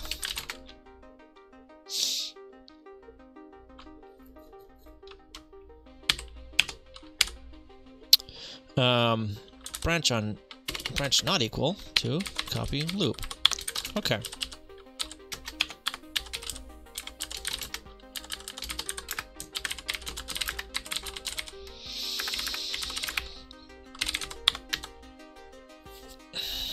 Shoot, this needs to go over, I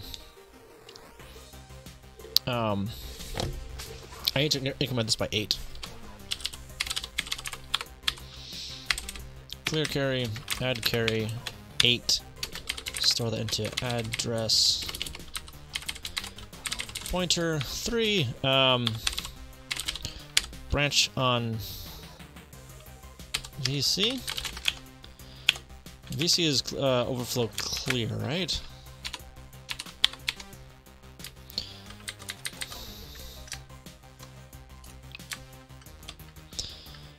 Branch on overflow clear, yes. So if I go to add carry, it sets overflow, assuming that yeah, this instruction affects the accumulator. Sets the carry flag when the sum of the binary add exceeds 255, where the sum of the decimal exceeds 99. Otherwise, carry is set. The overflow flag is set when the sign or bit 7 is changed as a result. Oh, I don't want that one. I don't want the overflow. I want the carry, because it's not signed. Deedle, how you doing? Welcome. Yeah, I do need the address pointer times, whatever. Valgus, sorry I missed you. I don't know if you're still here, but if you are, you have a good night.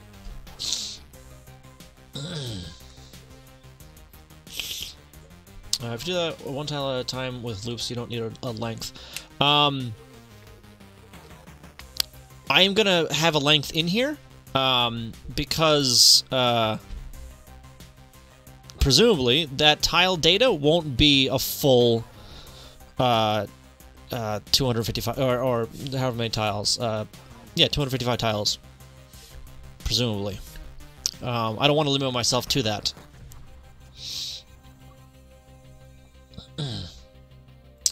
Somehow I know this document. The hardest instructions for my emulator were add carry and subtract carry. The decimal mode part, even pure key. Yeah, a tile count. Yes, that length. If I wanted to do an actual byte length, I would need to use a 16-bit number. Yeah.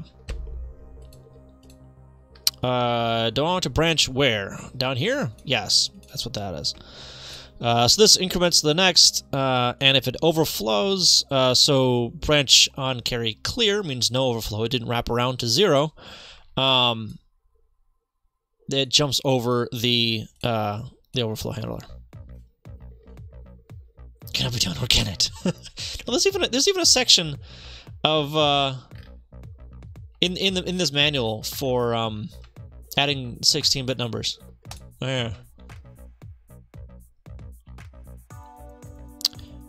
Carry set? No. I want branch and carry clear, because the carry is set when it overflows, and I only want it to increment when it overflows, right? So if it's clear, I want it to jump over the overflow increment.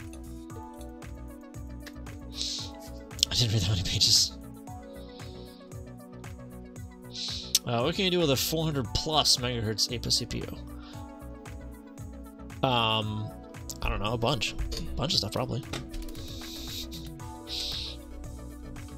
Yeah.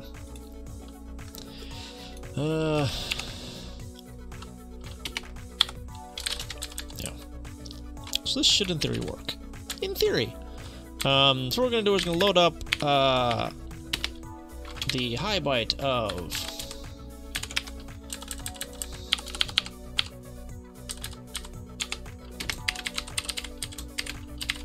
CHR data.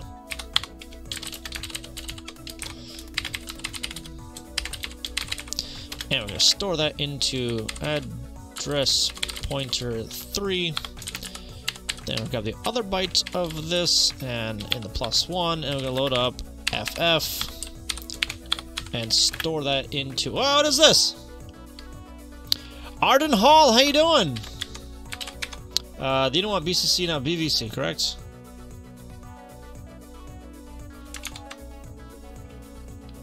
I mean, maybe. I might just be like mixing up which ones I want. There's a very good chance. Hey yo, how you doing? What were you working on today? Welcome, welcome.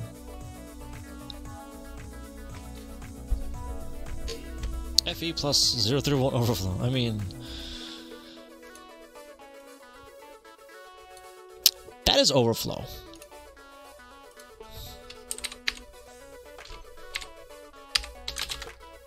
Carry clear. Yes. Thank you for pointing that out. It would take me like an hour to figure that out. Lizzie Hazel, how you doing? Welcome, welcome. Thank you guys for the follows. Appreciate that. Coding some Go and getting an environment set up for coding. Nice. Does that join in since I was done coding for that? Yeah, well, welcome guys. How you guys doing?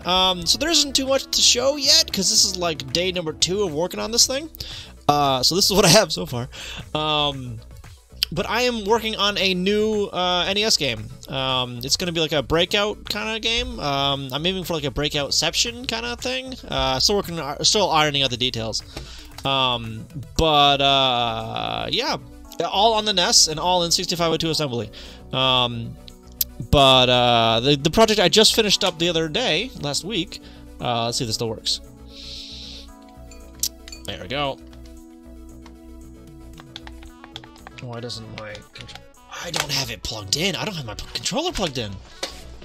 Yes, in assembly. 6502 assembly, to be specific. Thank you guys for this follows. I appreciate that. Where is the plug? Give me like 1 second here. Hang on. It's around here somewhere. I know it. Found it. We're good. Found it. Found it. There it is. Okay. Okay. Okay, it's plugged in now. 6502. That's going to... There. Aha, it works. Okay, good. So this is... come on, camera. Stop that. So this is the game I had written over the past 9-ish months, starting in like October of last year. Let me actually go ahead and pause that, because this does have music to it. This one? There it is.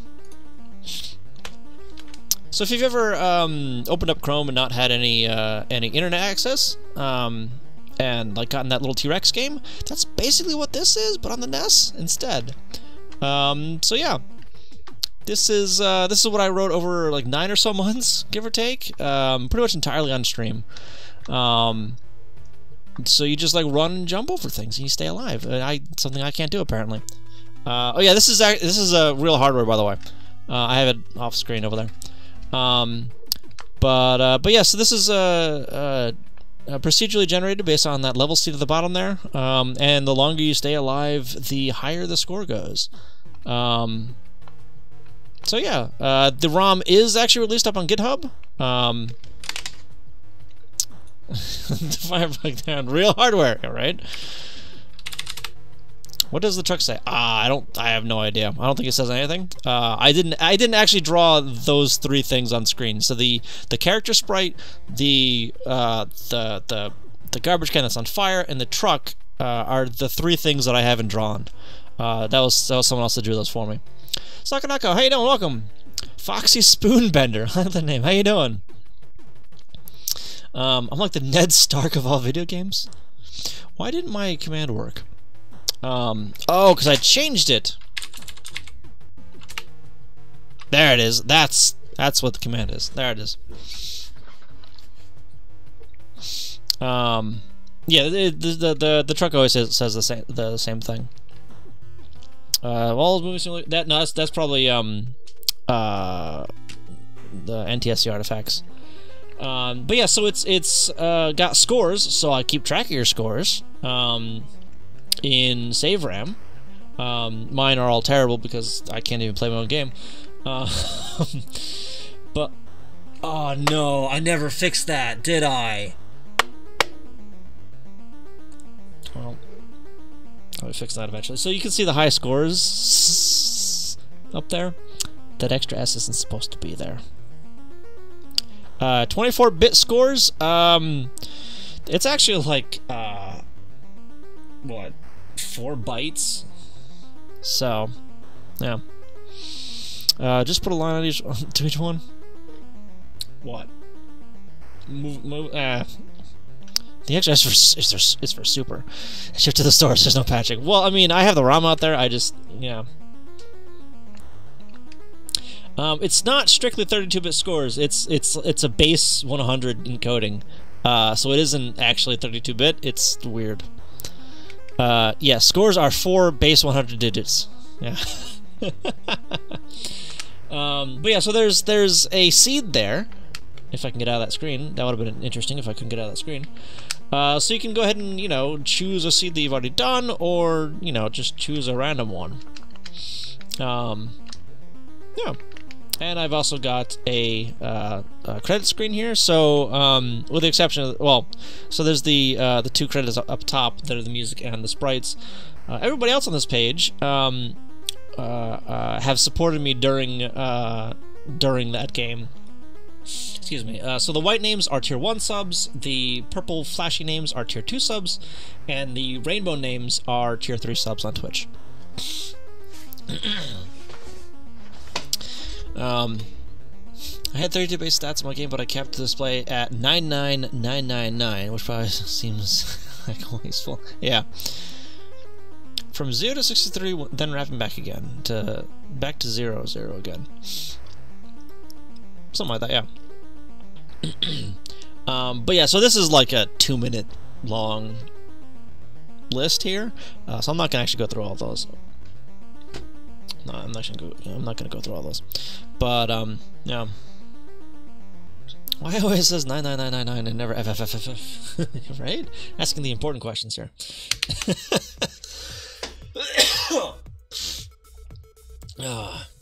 But yeah, so today I'm working on some like skeleton stuff for this new game here. Oh, my RPG damage and hex from now on. That's the spirit. Because I made the display for humans, not programmers. What was this gonna be?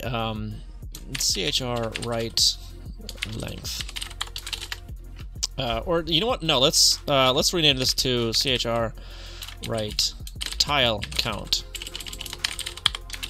So it actually more accurately describes what it really is.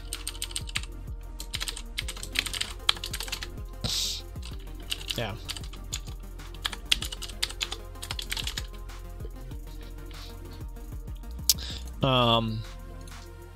Okay, so this sets up the address to read from, and then the number of tiles to read, and then we're just gonna... Excuse me. Actually, no, I want 0, 0 there, because otherwise it won't write the last tile. BCD etc. is a waste of bits of bits. I mean, kind of, sort of, yeah. I'm not loading anything. I'm instead gonna JSR to... What did I call it?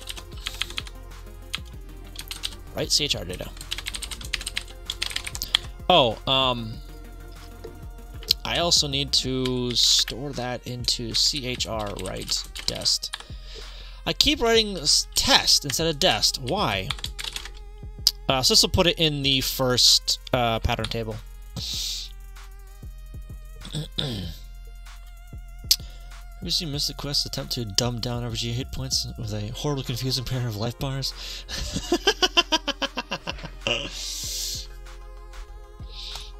Okay. So it's still not going to assemble because there's a lot of other stuff that I haven't fixed yet, but that part should be all set now.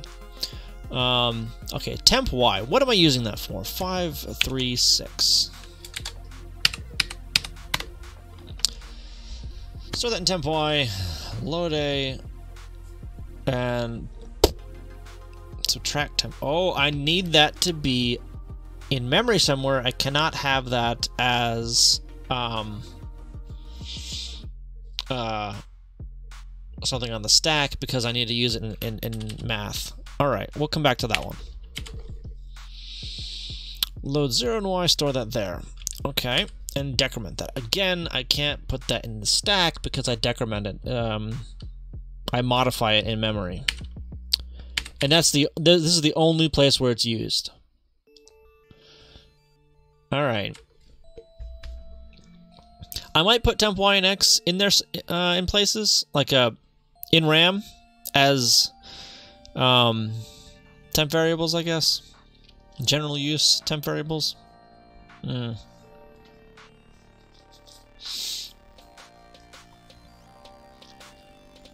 Probably the same reason I keep typing exit instead of edit. It uses 2 life bars. One is the high bits, one is the low. What? Until you have enough life to fill up the high ones, it seems straightforward. Yeah, that sounds a little weird. But then it just starts to seem like your life bar keeps refilling for no reason. Yeah, so...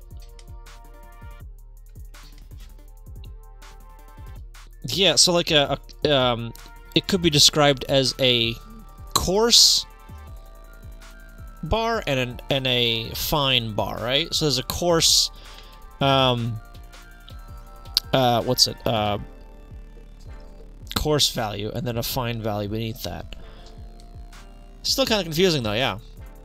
Yeah.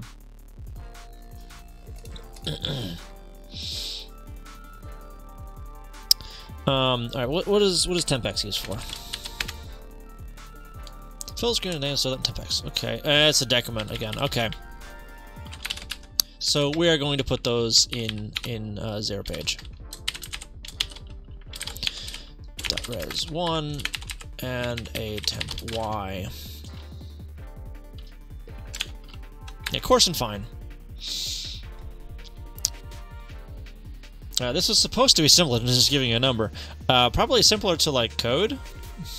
Well, maybe not, because it's a it's a graphical bar. I don't know.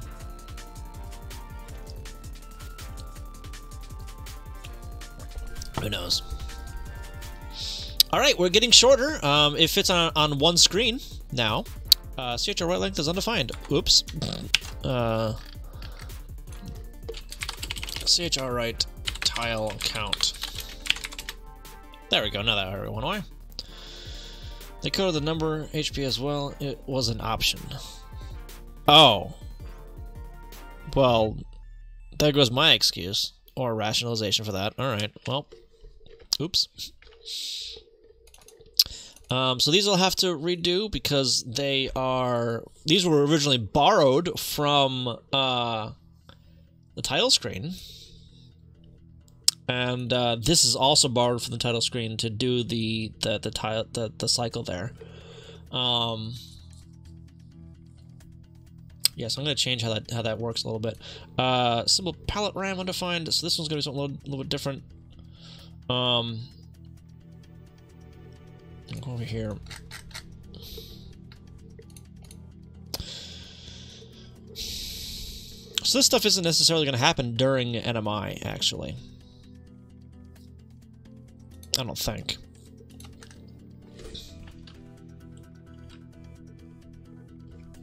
Is it? Oh, but I turn off the screen here, so that's fine. As far as the NMI itself, we're going to load up, what did I call it? NMI RTI. Store that into NMI instruction. I think someone just said this needs to be a bar. People are confused by numbers, and the implementer didn't understand what was really being asked of them. Yeah, I guess, yeah. But I mean, what's that? Malicious compliance? We're like, all right, fine, it's a bar. It's more confusing, but it's a bar now. Happy? Implementation was below bar. Well, subpar. Yeah. Below bar. Alright, so this one sets up the NMI as just an RTI. And I think 2001 is turning off the PPU, yeah? Yeah.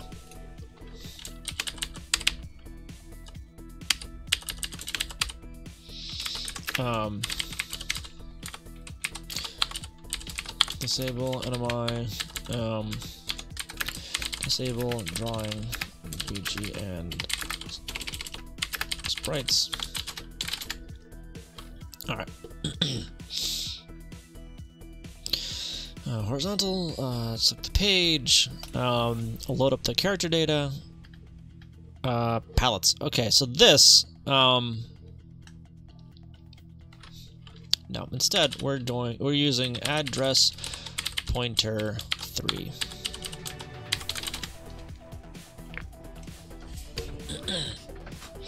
I think the most important commands in programming are cut, copy, paste. Alright. And then this is just going to be JSR to write palette data. Over here.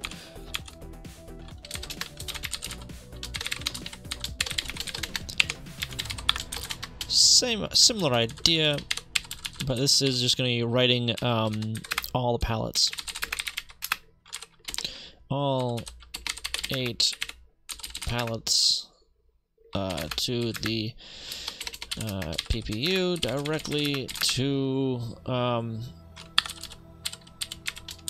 directly from ROM space. Uses address pointer 3 as input.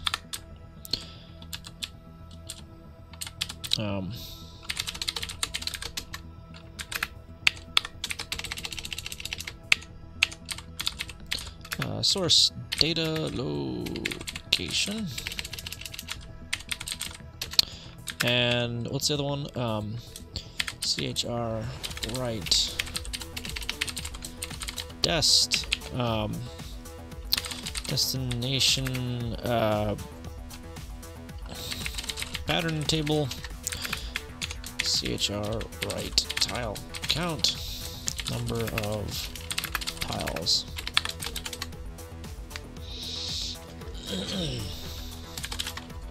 Okay.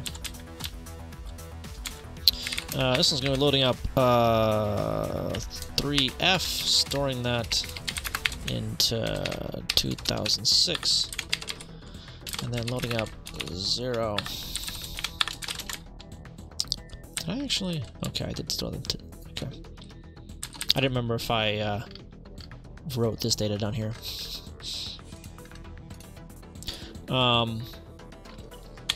And then for this loop, it's just going to be load up, or let's do load x0, load up. No, I need to use y for that because it's a pointer. Load up address pointer 3 at y, store that into 2007. Increment y, compare y to 16, branch not equal. There are faster ways to do this, but I'm not doing that here because of reasons. And that's actually why I wrote to RAM first last time, was so I could make this loop a lot tighter and a lot faster. Yeah. And in fact, I kind of want to unroll this one a little bit.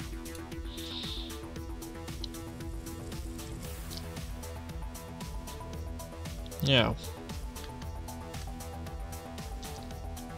I might come back to this. I might unroll this a little bit, so I'll have reading and writing 8 times per loop, and that will remove that compare y and then this loop right here. It'll make a few cycles faster, I think. Not gonna worry about it right now, though.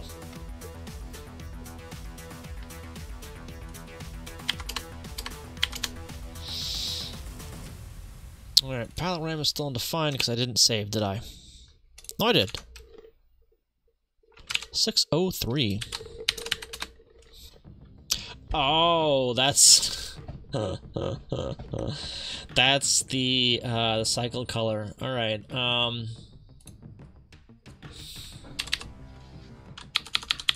We're gonna use a dedicated byte for that. CR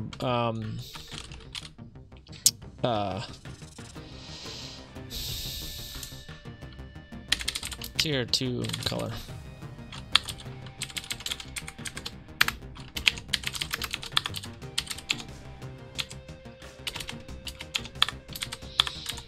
CR tier 3 color.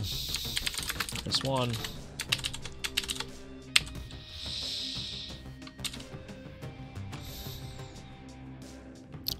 X. Wait a minute. Not X0, because it's tier 2 at X. What is this? What is that? Oh! Oh, right! That's the color to load.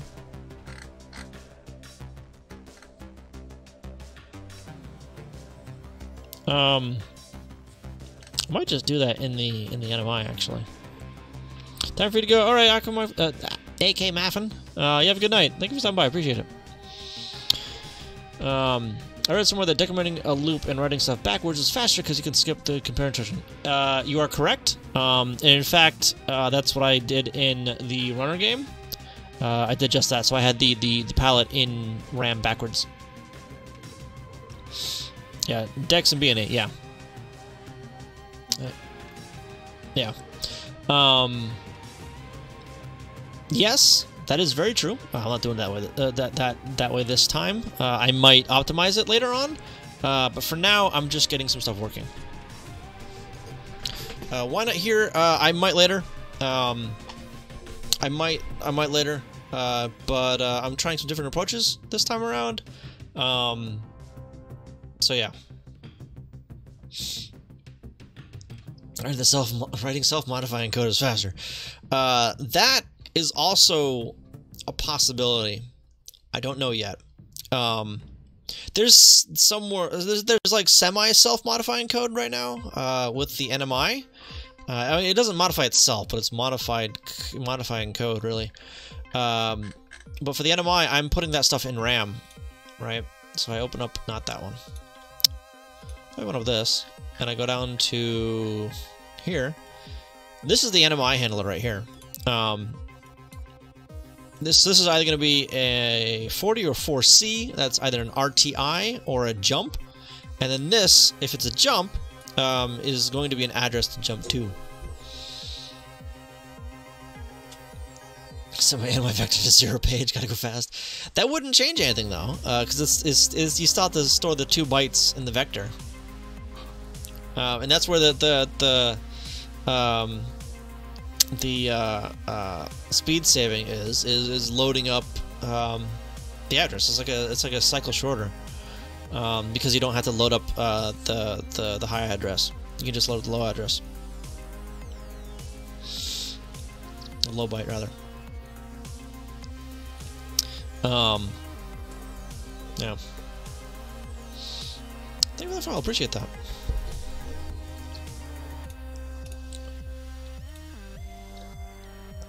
Alright, so welcome back to the palette RAM.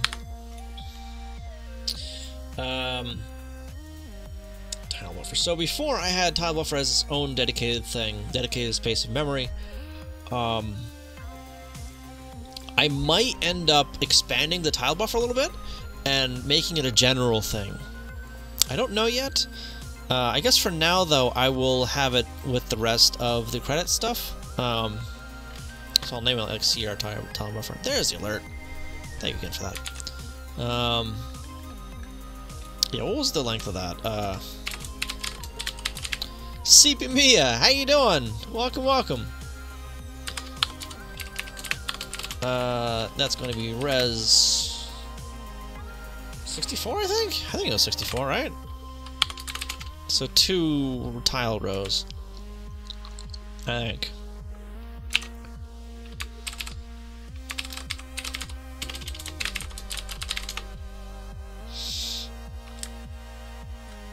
Yeah, 64, okay.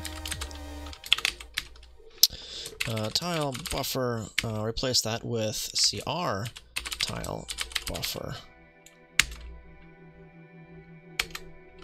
9 lines changed. Okay. We're getting there. We're getting there. Symbol load palettes is undefined. 36. Didn't I? Oh, I didn't finish writing that stuff. Or rather, I wrote the code for it, but I didn't, like, jump to it. Right, palette data. What line was that? 36? 36. Thank you, everybody. Alright, Jojo, you have a good night. Thank you for stopping by. Appreciate it. Oh, I just do that. Load palettes, write palettes. I don't really do either one of those. So originally this loaded the palette data into RAM and loaded it backwards.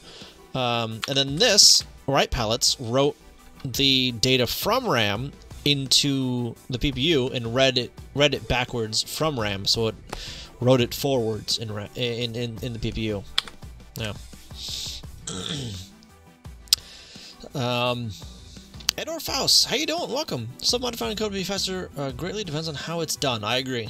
Certain I've written some assembly for a virtual computer that pretty much depended on self-modifying code, even for simple things like loading a chunk of data into memory.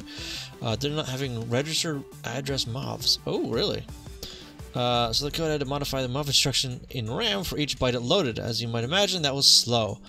Yes. Yeah, that does sound pretty slow. Yeah, it all depends on how you utilize it. Absolutely. Absolutely. But like, for instance, there are some things that aren't really possible without using self-modifying RAM. I'll demonstrate. So this is not my code, but it is a homebrew demo. This is again real hardware. This one right here, flowing palette. This heavily utilizes self-modifying code. In fact, I'm pretty sure everything is running in RAM for this guy, and it does some bonkers stuff.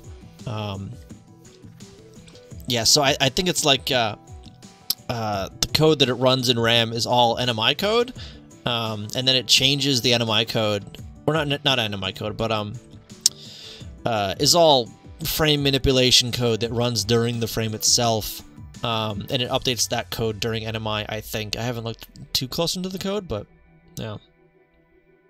If I'm not mistaken, rendering is turned off. Probably, and it's probably he's probably just modifying the palettes directly here. Yeah. I've worked with one microarchitecture which had a pair of registers which, when written, caused their data to be ORed onto the next microinstruction. What? That syncs up with the PPU at the start. Yeah, yeah. So there's some heavy synchronization going on here, yeah, the stuff that happens in this one's just bonkers. I don't interrupts at all after the sync. Yeah, that sounds about right. Yeah. And it's all running from within RAM, and it's all modifying itself and whatnot. Well, again, I haven't looked too deeply into the code itself, but yeah, it's still pretty bonkers. It's still pretty bonkers what it's doing.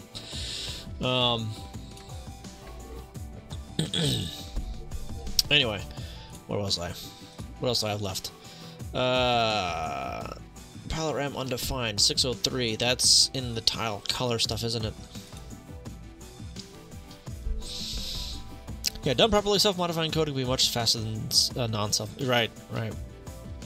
It also depends on what you're trying to optimize. If you're trying to optimize, like, what's it? Space or speed, really. I say that's one of the most demo scene effects I've ever seen on the NES. yeah, that's certainly up there. Absolutely, yeah, that's your extreme demo scene on the NES right there. Because not only does it start with something that should be impossible, it animates that afterwards. So that the colors that it started with, you shouldn't really be able to get that many colors on screen at the same time on the NES. And not that the NES actually has that many colors in the first place. So, yeah, some wonky stuff is going on with that. Some wonky stuff. Excuse me. I don't know why I'm yawning this early. It's only like 9 o'clock.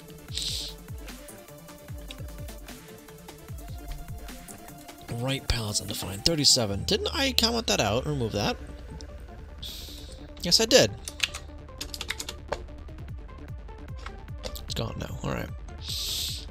Alright, clearing the attribute tables and filling the name tables. I am going to... Yeah, sure, Doodle. I'm going to actually copy that from my last project. Some demo scene programmers can push their favorite hardware much further than their designers would have believed possible. Yes, absolutely. In fact, a lot of the later, well, I don't know, not necessarily a lot of, but later mappers, took advantage of the fact that there was extra hardware, or that you could put extra hardware into the cartridge. And in fact, Nintendo planned this. They planned being able to put extra hardware into the cartridge. To do things that it wasn't originally designed to do, you know? What's this? Has that FrameSync actually been tested and practiced across a good variety of hardware? Probably not. I'm gonna guess no on that one. Ooh.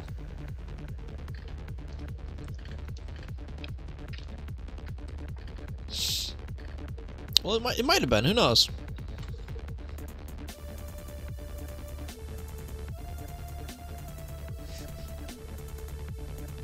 Who knows?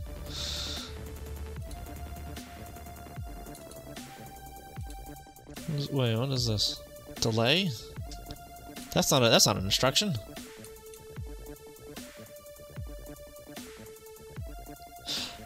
Oh, is that like, okay, delay this many cycles? So put it in code that delays that many cycles?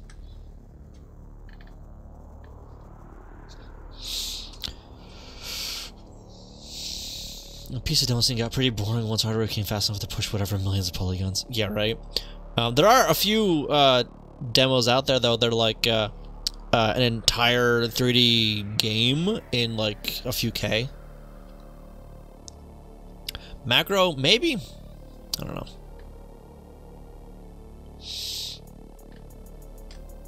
In order to achieve some graphical effects, we want to write to the CPU at a particular pixel every frame. As an example, we'll write to 2006 at pixel 30,400, which is near the upper center of the screen. To simplify things,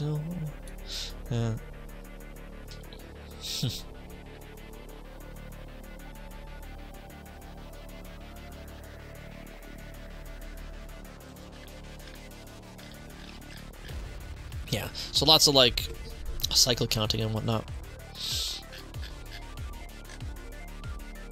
Yeah, lots of cycle counting and getting things accurate and all that.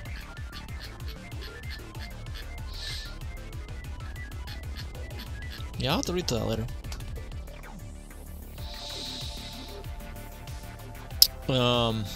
It's a delay macro that waits with the equivalent of nops.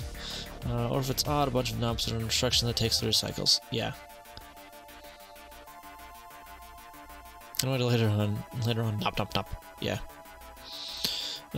I've had to write code that ran loop iterations on a consistent number of code cycles, no matter which path was taken for work. Oh. Ooh. Yeah, okay. Krieger, wasn't it? Some coders my stuff. I don't remember. Alright, so we're gonna edit utils over here. So I probably want to bring in a bunch of my read controller code as well. I'm gonna leave that though for now. Oh, goodness gracious. I'm not bringing in the load palette stuff because this uses palettes from RAM. I can bring in the clear sprites though. Well, no, I'll leave that for now. Alright, this is what I want though. Fill name table stuff. And the clear name table.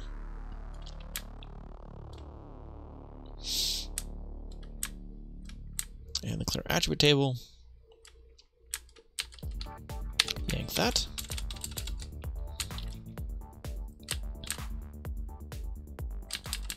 Put that there. Clear empty tile. We're gonna store that in like X. Or temp X rather. Temp X rather.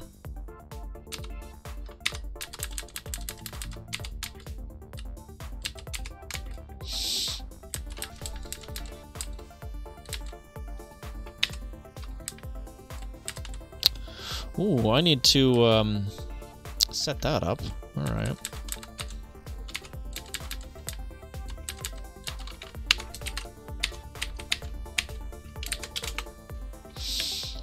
Clear tile ID.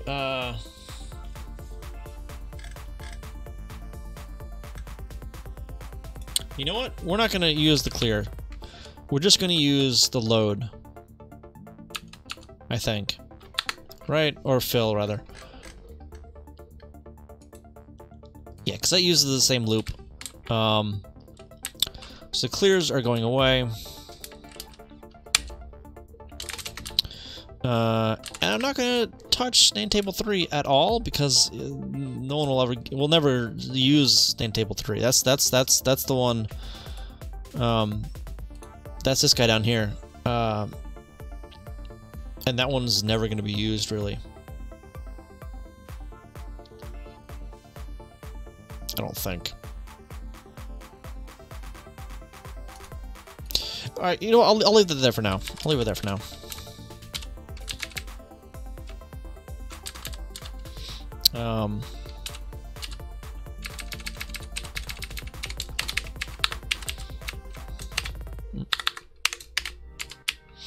I'll leave it there for now.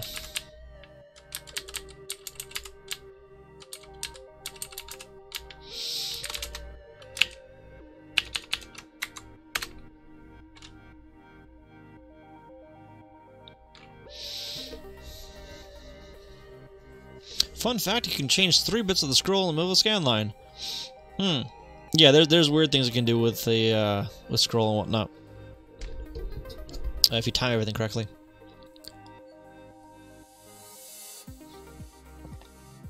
$6.90. Didn't I already look at that one?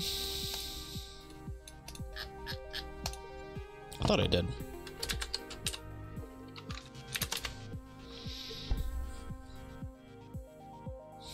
What? Oh, because that's not going to be right palettes. That's going to be updates color cycle.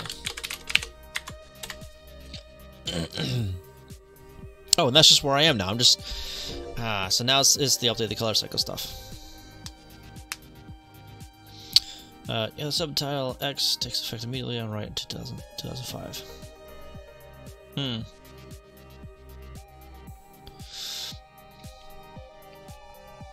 You can change those 3 bits without regard to timing while the VPU is rendering.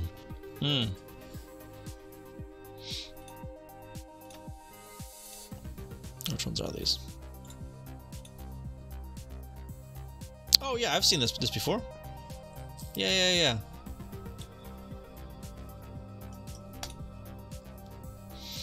Yeah, finding a use for it is the tricky part, exactly. So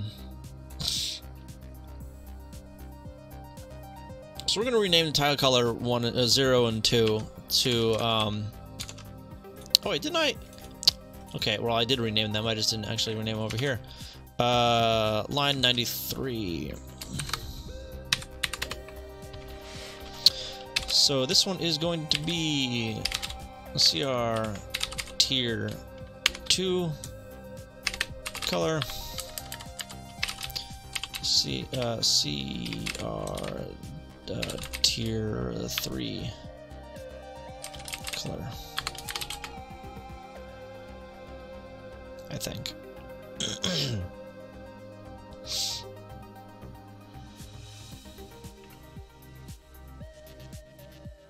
Yeah, probably.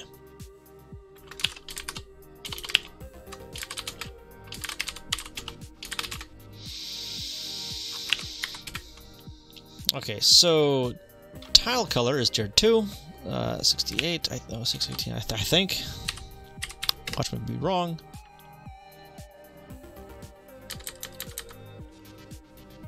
I am wrong. That's tier 3. Okay.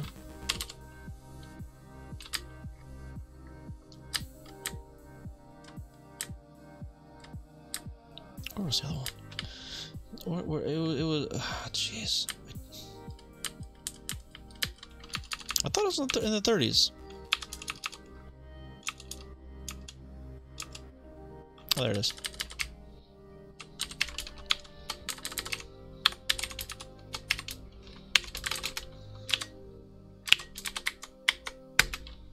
Okay, so tile color is tier 3. Okay, let's just do this. %s tile color, change that to CR tier underscore tier 3 color.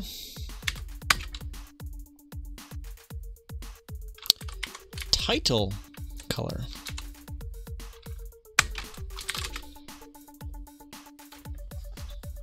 Parallax. Subtly wavy backgrounds like seaweed, smoothness of the tile, background movement like a door or window sliding. Yeah. Yeah, there's actually a few games that do, well, it's not subtile, but it's, what's it, it's per scan line for, some fire effects. That has like a wavy effect in the background. It's really neat stuff. Really neat looking. Sierra Tier 3 color 2. What?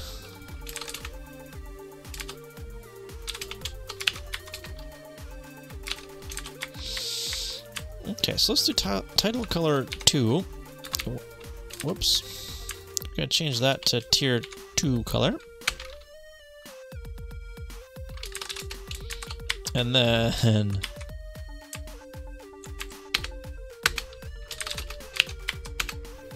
there we go, that should be better.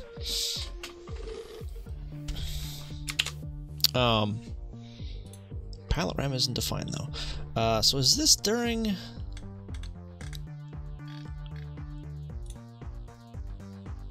no.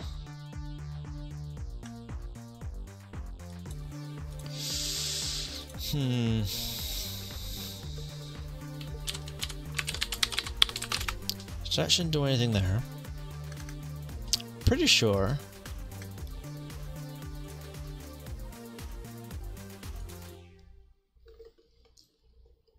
Tier 2 color.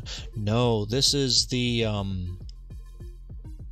offset, isn't it? This is the index in this here. I mean that's fine. That's whatever. That's fine.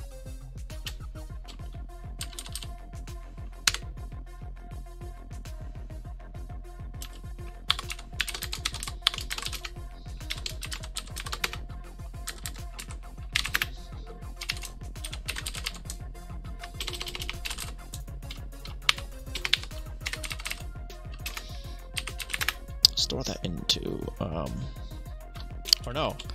I need to load up 3F. Store that into 2006, but I need to bit 2002 first. Load up. What is so this one is like the second color in on something or other. Yeah, I need to load up the other ROM though for this. File, recent, runner.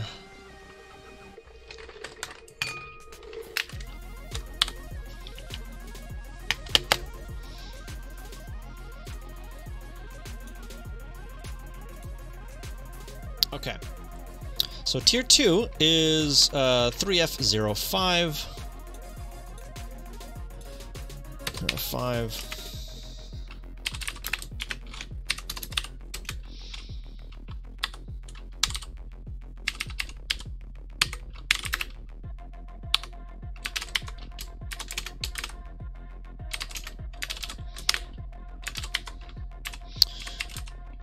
Credits tier 2 at X. Store that into 2007.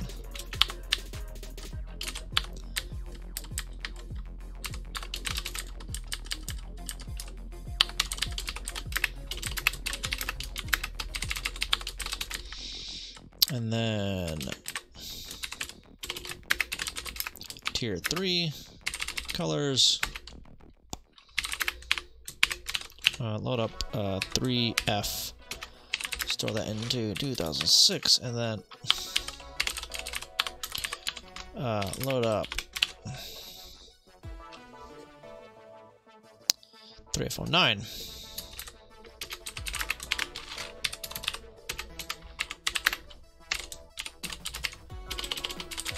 Tier 3 color, and I'm pretty sure I can just store this one.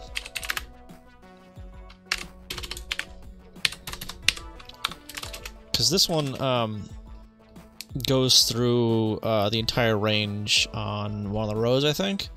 And that's just like a simple addition. Pretty sure. Right? Yeah, this just hits all the 20s. So it goes across the row of 20s here. Starting like over here, I think. Yeah.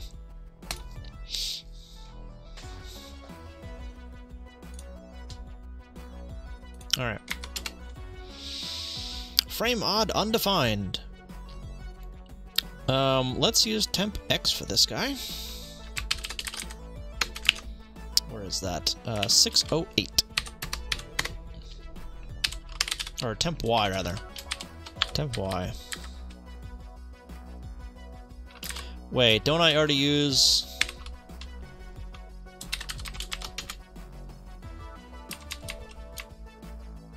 Where's temp Y? I don't have any jumps to anything, do I? No. Temp X.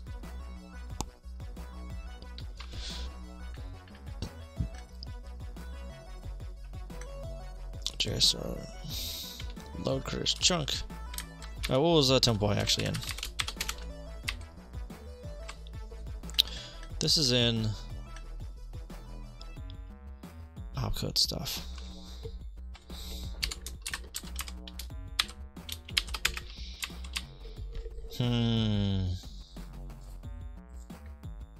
So I can't overwrite X or Y here.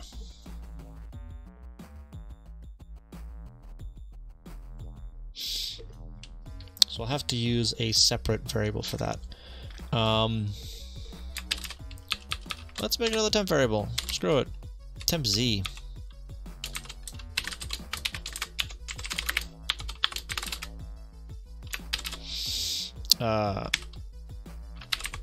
Frame odd.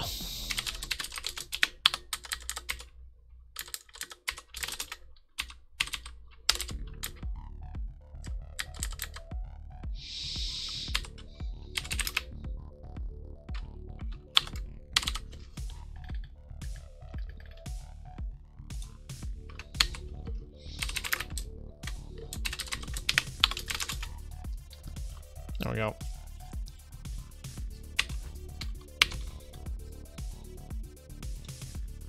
Okay, so this just loops or just flip-flops itself. And it assembled. It won't actually do anything though, because I don't think I jumped to this code at all.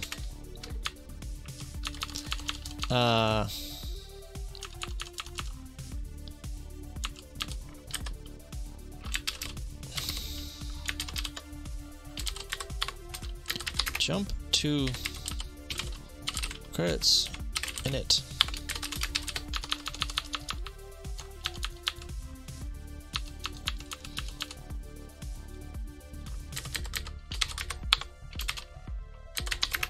Jump to credits frame.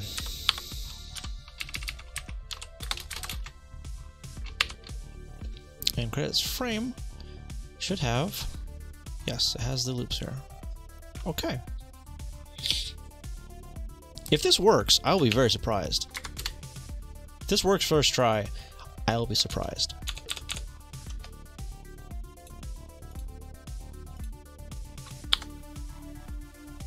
Nope. Alright, how far did it get?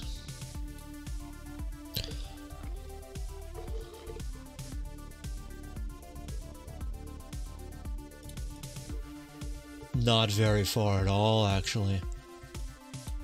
Okay. Neat.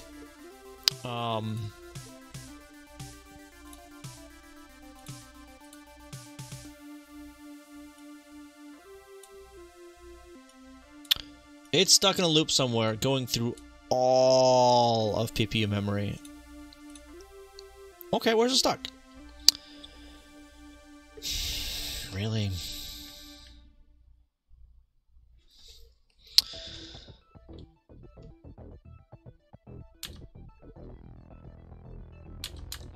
Oh my goodness. I reload Y every single time. I reload Y, so it's stuck here. I thought I loaded Y somewhere else.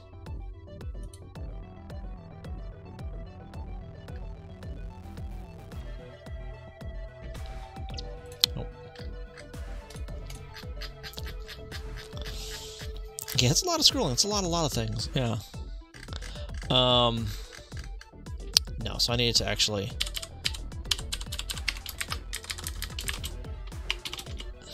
Right there. So I do not want to reload Y on every loop. I need that to get to 8, so it reads 8 different things and writes it.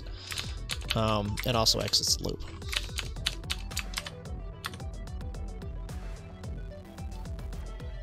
And my instruction at break. What? That shouldn't be break.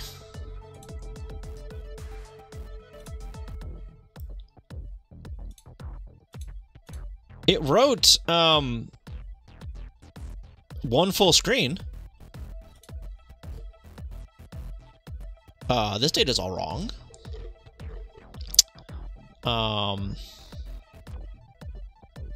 Okay, so my copy code is still broken.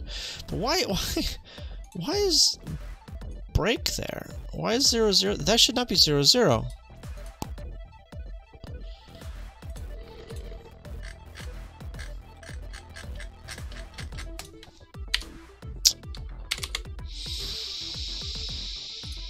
Disable it. I don't ever enable it, do I? RTI's... oh, that's correct, I think. Then down here at the bottom somewhere. Oh. That's why.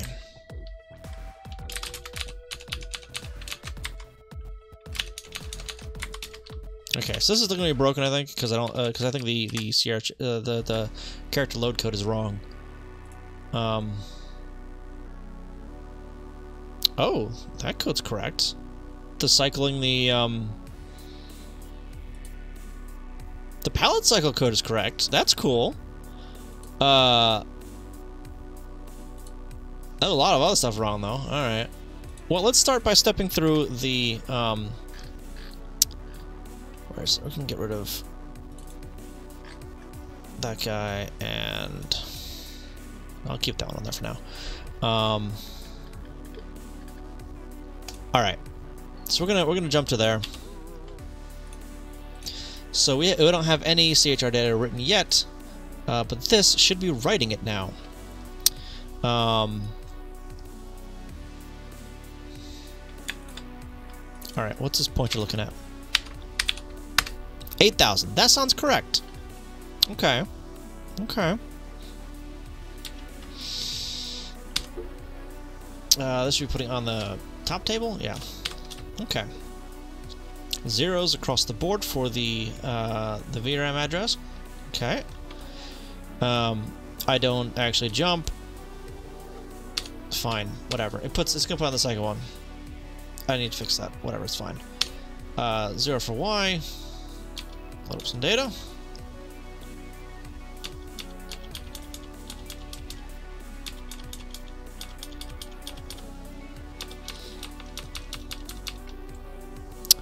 Because that needs to be 16, not 8. 8 is only half of the tile.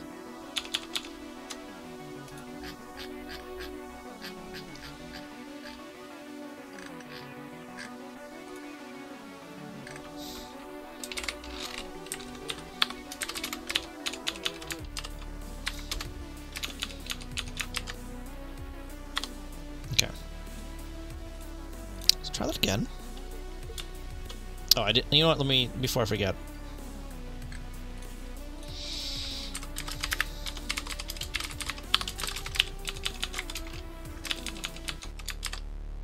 Okay.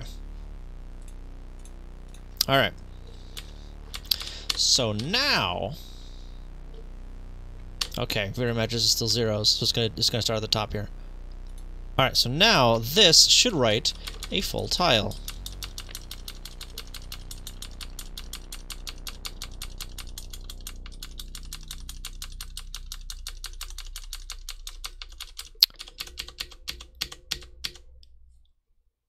Why is the tile data wrong?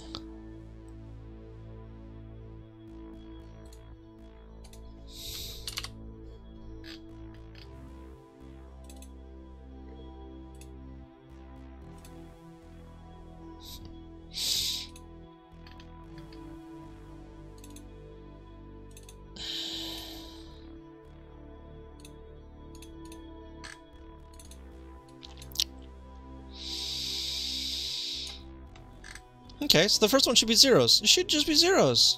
That's all it should be. I didn't change the page, did I? It's still on page 0. It's on 0D, excuse me. Wait, no, hang on. That's correct, isn't it?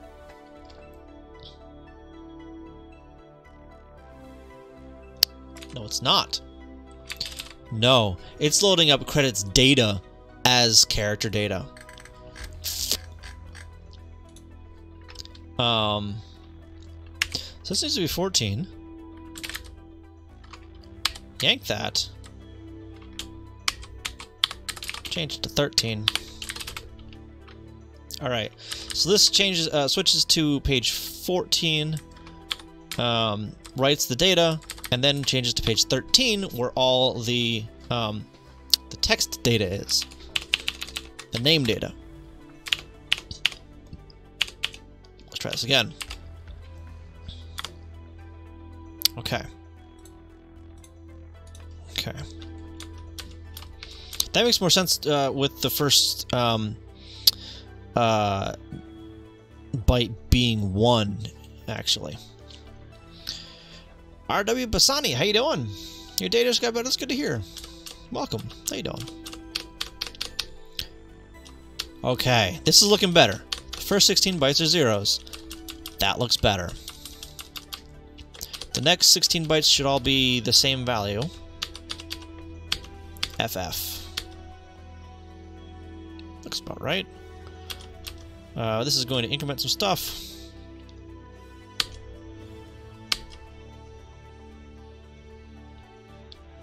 $8,008, that's wrong. Alright, I need to add 16, not 8.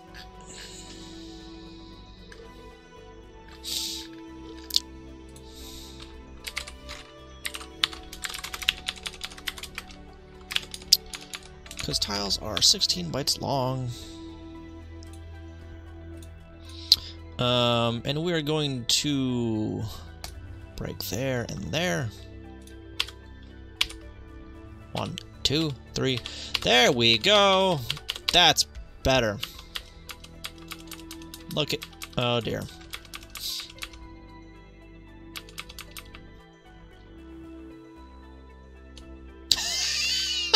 It's moving... it's moving down by like a pixel. By 1 row at a time.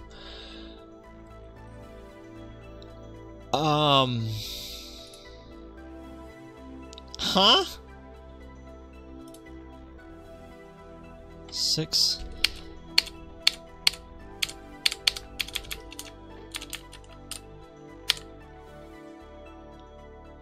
$17.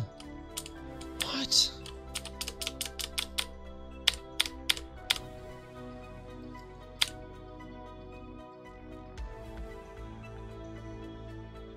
Oh, cause I see what I'm doing. I'm incrementing the wrong button, the rollover. Yeah. Whoops. Okay, let's try this again, yeah? Yeah, okay. Okay, so the first row works fine. Second row, that's better. Let's go ahead and change this to something readable, though. It's gonna be ugly, but it should be readable. Let's not have that gray. Let's have that something. Oh, cause yeah, okay.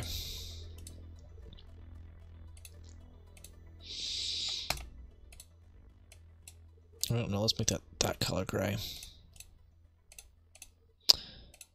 And this one will be white. And, oh shoot, I ran out of grays.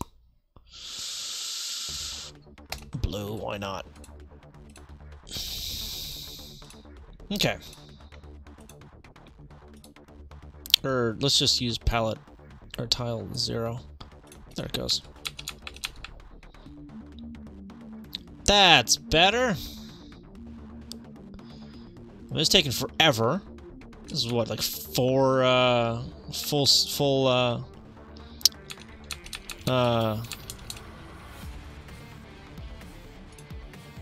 frames, but it works. That's good. Thank you for that file. Appreciate that. Let's go to RTS. Okay. And the rest of it broke. Because this is looking at the second name table, so I need to choose the correct name table there. And other things are breaking as well. The scroll is breaking here for some reason. Okay. So we're actually gonna put that stuff in the second name table. So this is gonna be FF. Not that one. Load A. There's that alert. Thank you again for that.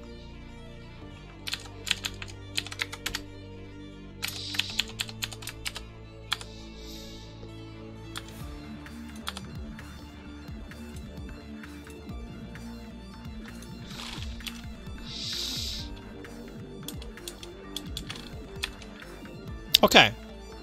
So it wrote the data now. Now just the scrolls are screwed up for some reason. I don't know why. I never turn on drawing, do I never turn on the PPU again. I turn it off. I just never. Why is it green though? Why is it that ugly green? That's not even like a background color. What gives? Am I writing to that somewhere? Like where I shouldn't be? Probably. I probably am. I'm probably actually writing like during the frame, actually.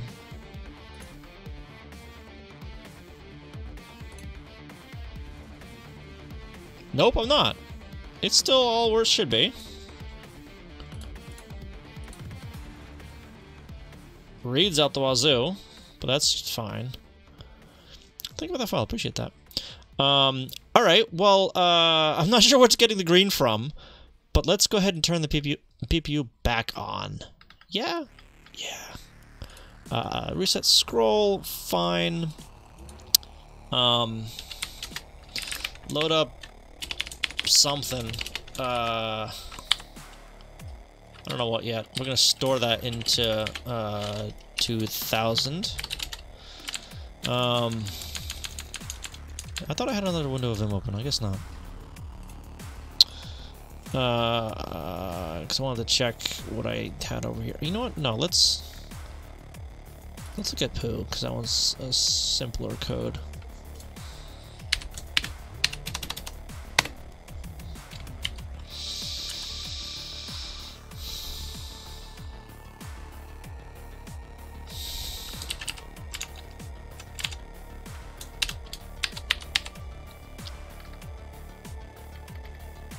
Something I want. I think I want this one. 2001. That's what I need to write to.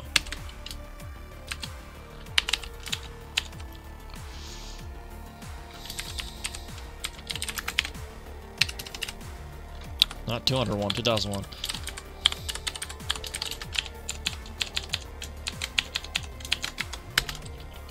Alright, let's see what this does now.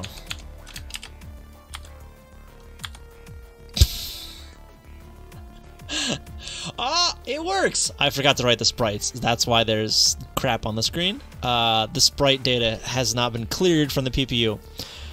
Everything else works, though. That's beautiful. That's beautiful. So if I go and, like, disable sprites... Can I do that? Yeah, so if I disable sprites, it works fine. Alright, look at that. NMI is 00? No, that's... I changed that. It's, over here. But this means that the basic idea of frame handling and NMI handling works, which is cool. Yeah. All right. These are all dummy names, by the way. They're not real names. All right. All right. Well, we made some progress today. Why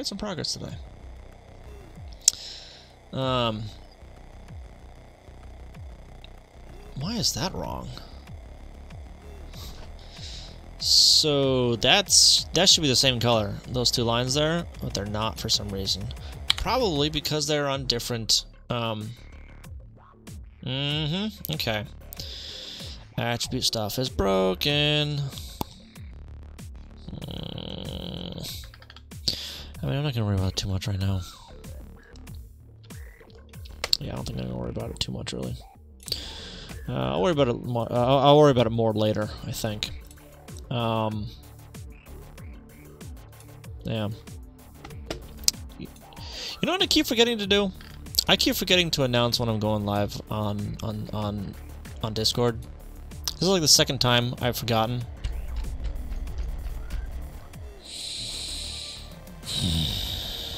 I need to stop doing that.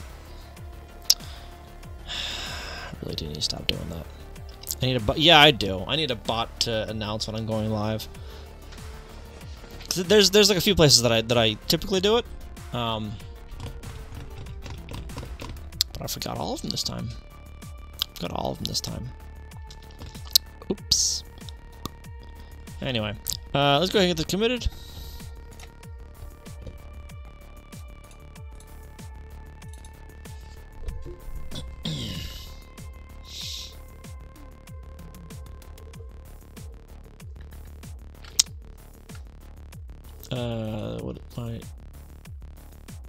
What? Oh, right. Right, so this code never happens. Which is fine, I'll leave that there for now. Right, sprites just returns not. Oh, you know, let me actually let me fix that real quick. Right, sprites. So loading up 0. Store that into 2000 something. I forget what.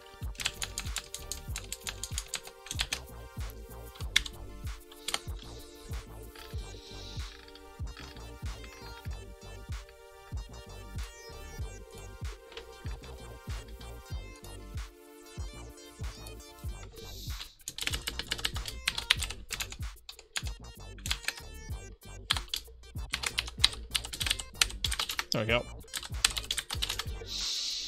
New Go Live checklist. Get water in case you need to spill on the keyboard. Right.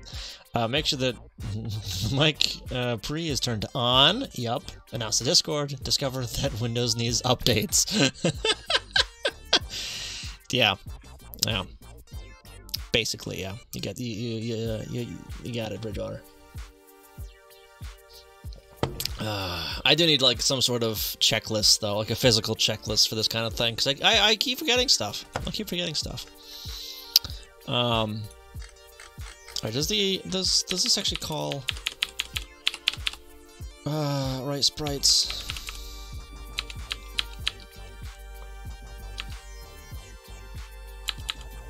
I don't think it does. Oh, it does. Okay.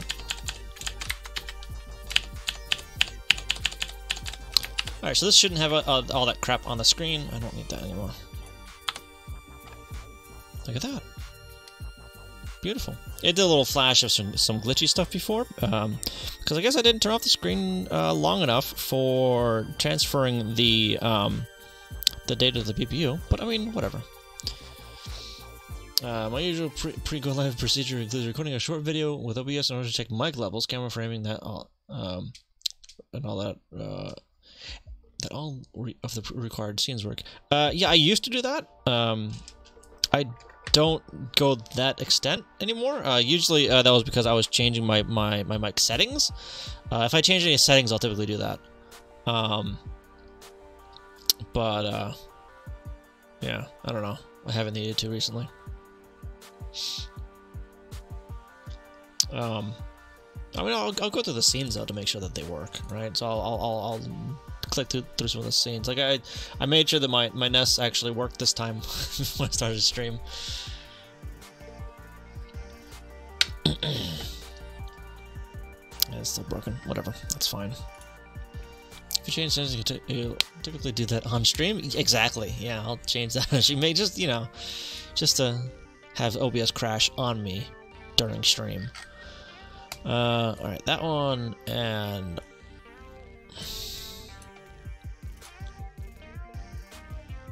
I mean, that stuff is wrong, but I'm gonna be changing like all this. Well, not all of it, a good chunk of this stuff later. It's not gonna worry about right yet. Cause data, yeah, whatever. Some RAM stuff. That, sure.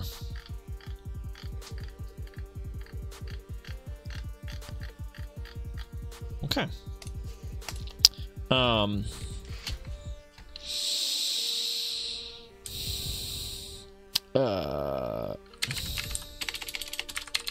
Add credits code. Added the credits code and made it work with the new frame handling scheme. The data is all test data for now.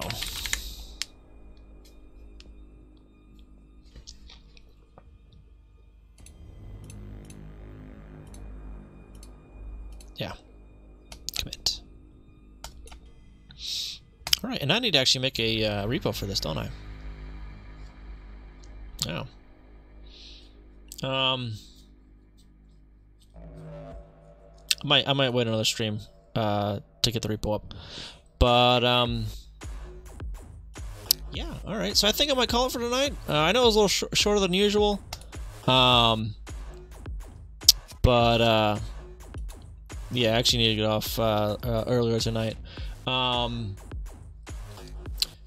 Stream times starting next week might change. I don't know yet. There's been some changes at my day job that I'm not too happy about, but it involves work hours and whatnot.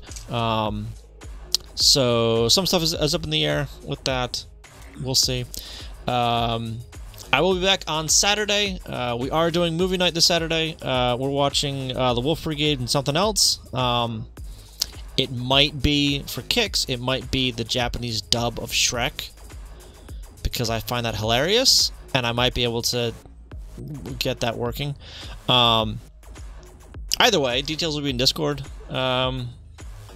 See, if you guys aren't there yet, go ahead and hop over to Discord and say hi. But yeah, I should be, no, today's Thursday. I will be back on Saturday. Probably working on more of this. Yeah, let's go see if somebody else is on that we can say hi to. So don't go anywhere quite yet.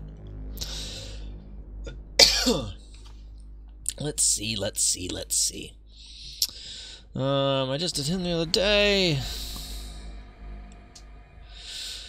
Someone's streaming from SGDQ. That's cool.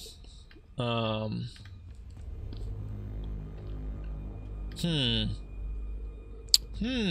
feel like I just rated these other guys the other day. Recently. Let's go see if this is someone new, shall we? Let's see. I'm gonna go ahead and... Oh, none of my alerts had audio this time, did they? Whoops. Someone should have said something. I had that turned off in my my soundboard. Alright, let's see what this guy's doing. Says he's making a game engine, C++. Let's make sure that he's got... Looks really... Have I rated him before? I don't know.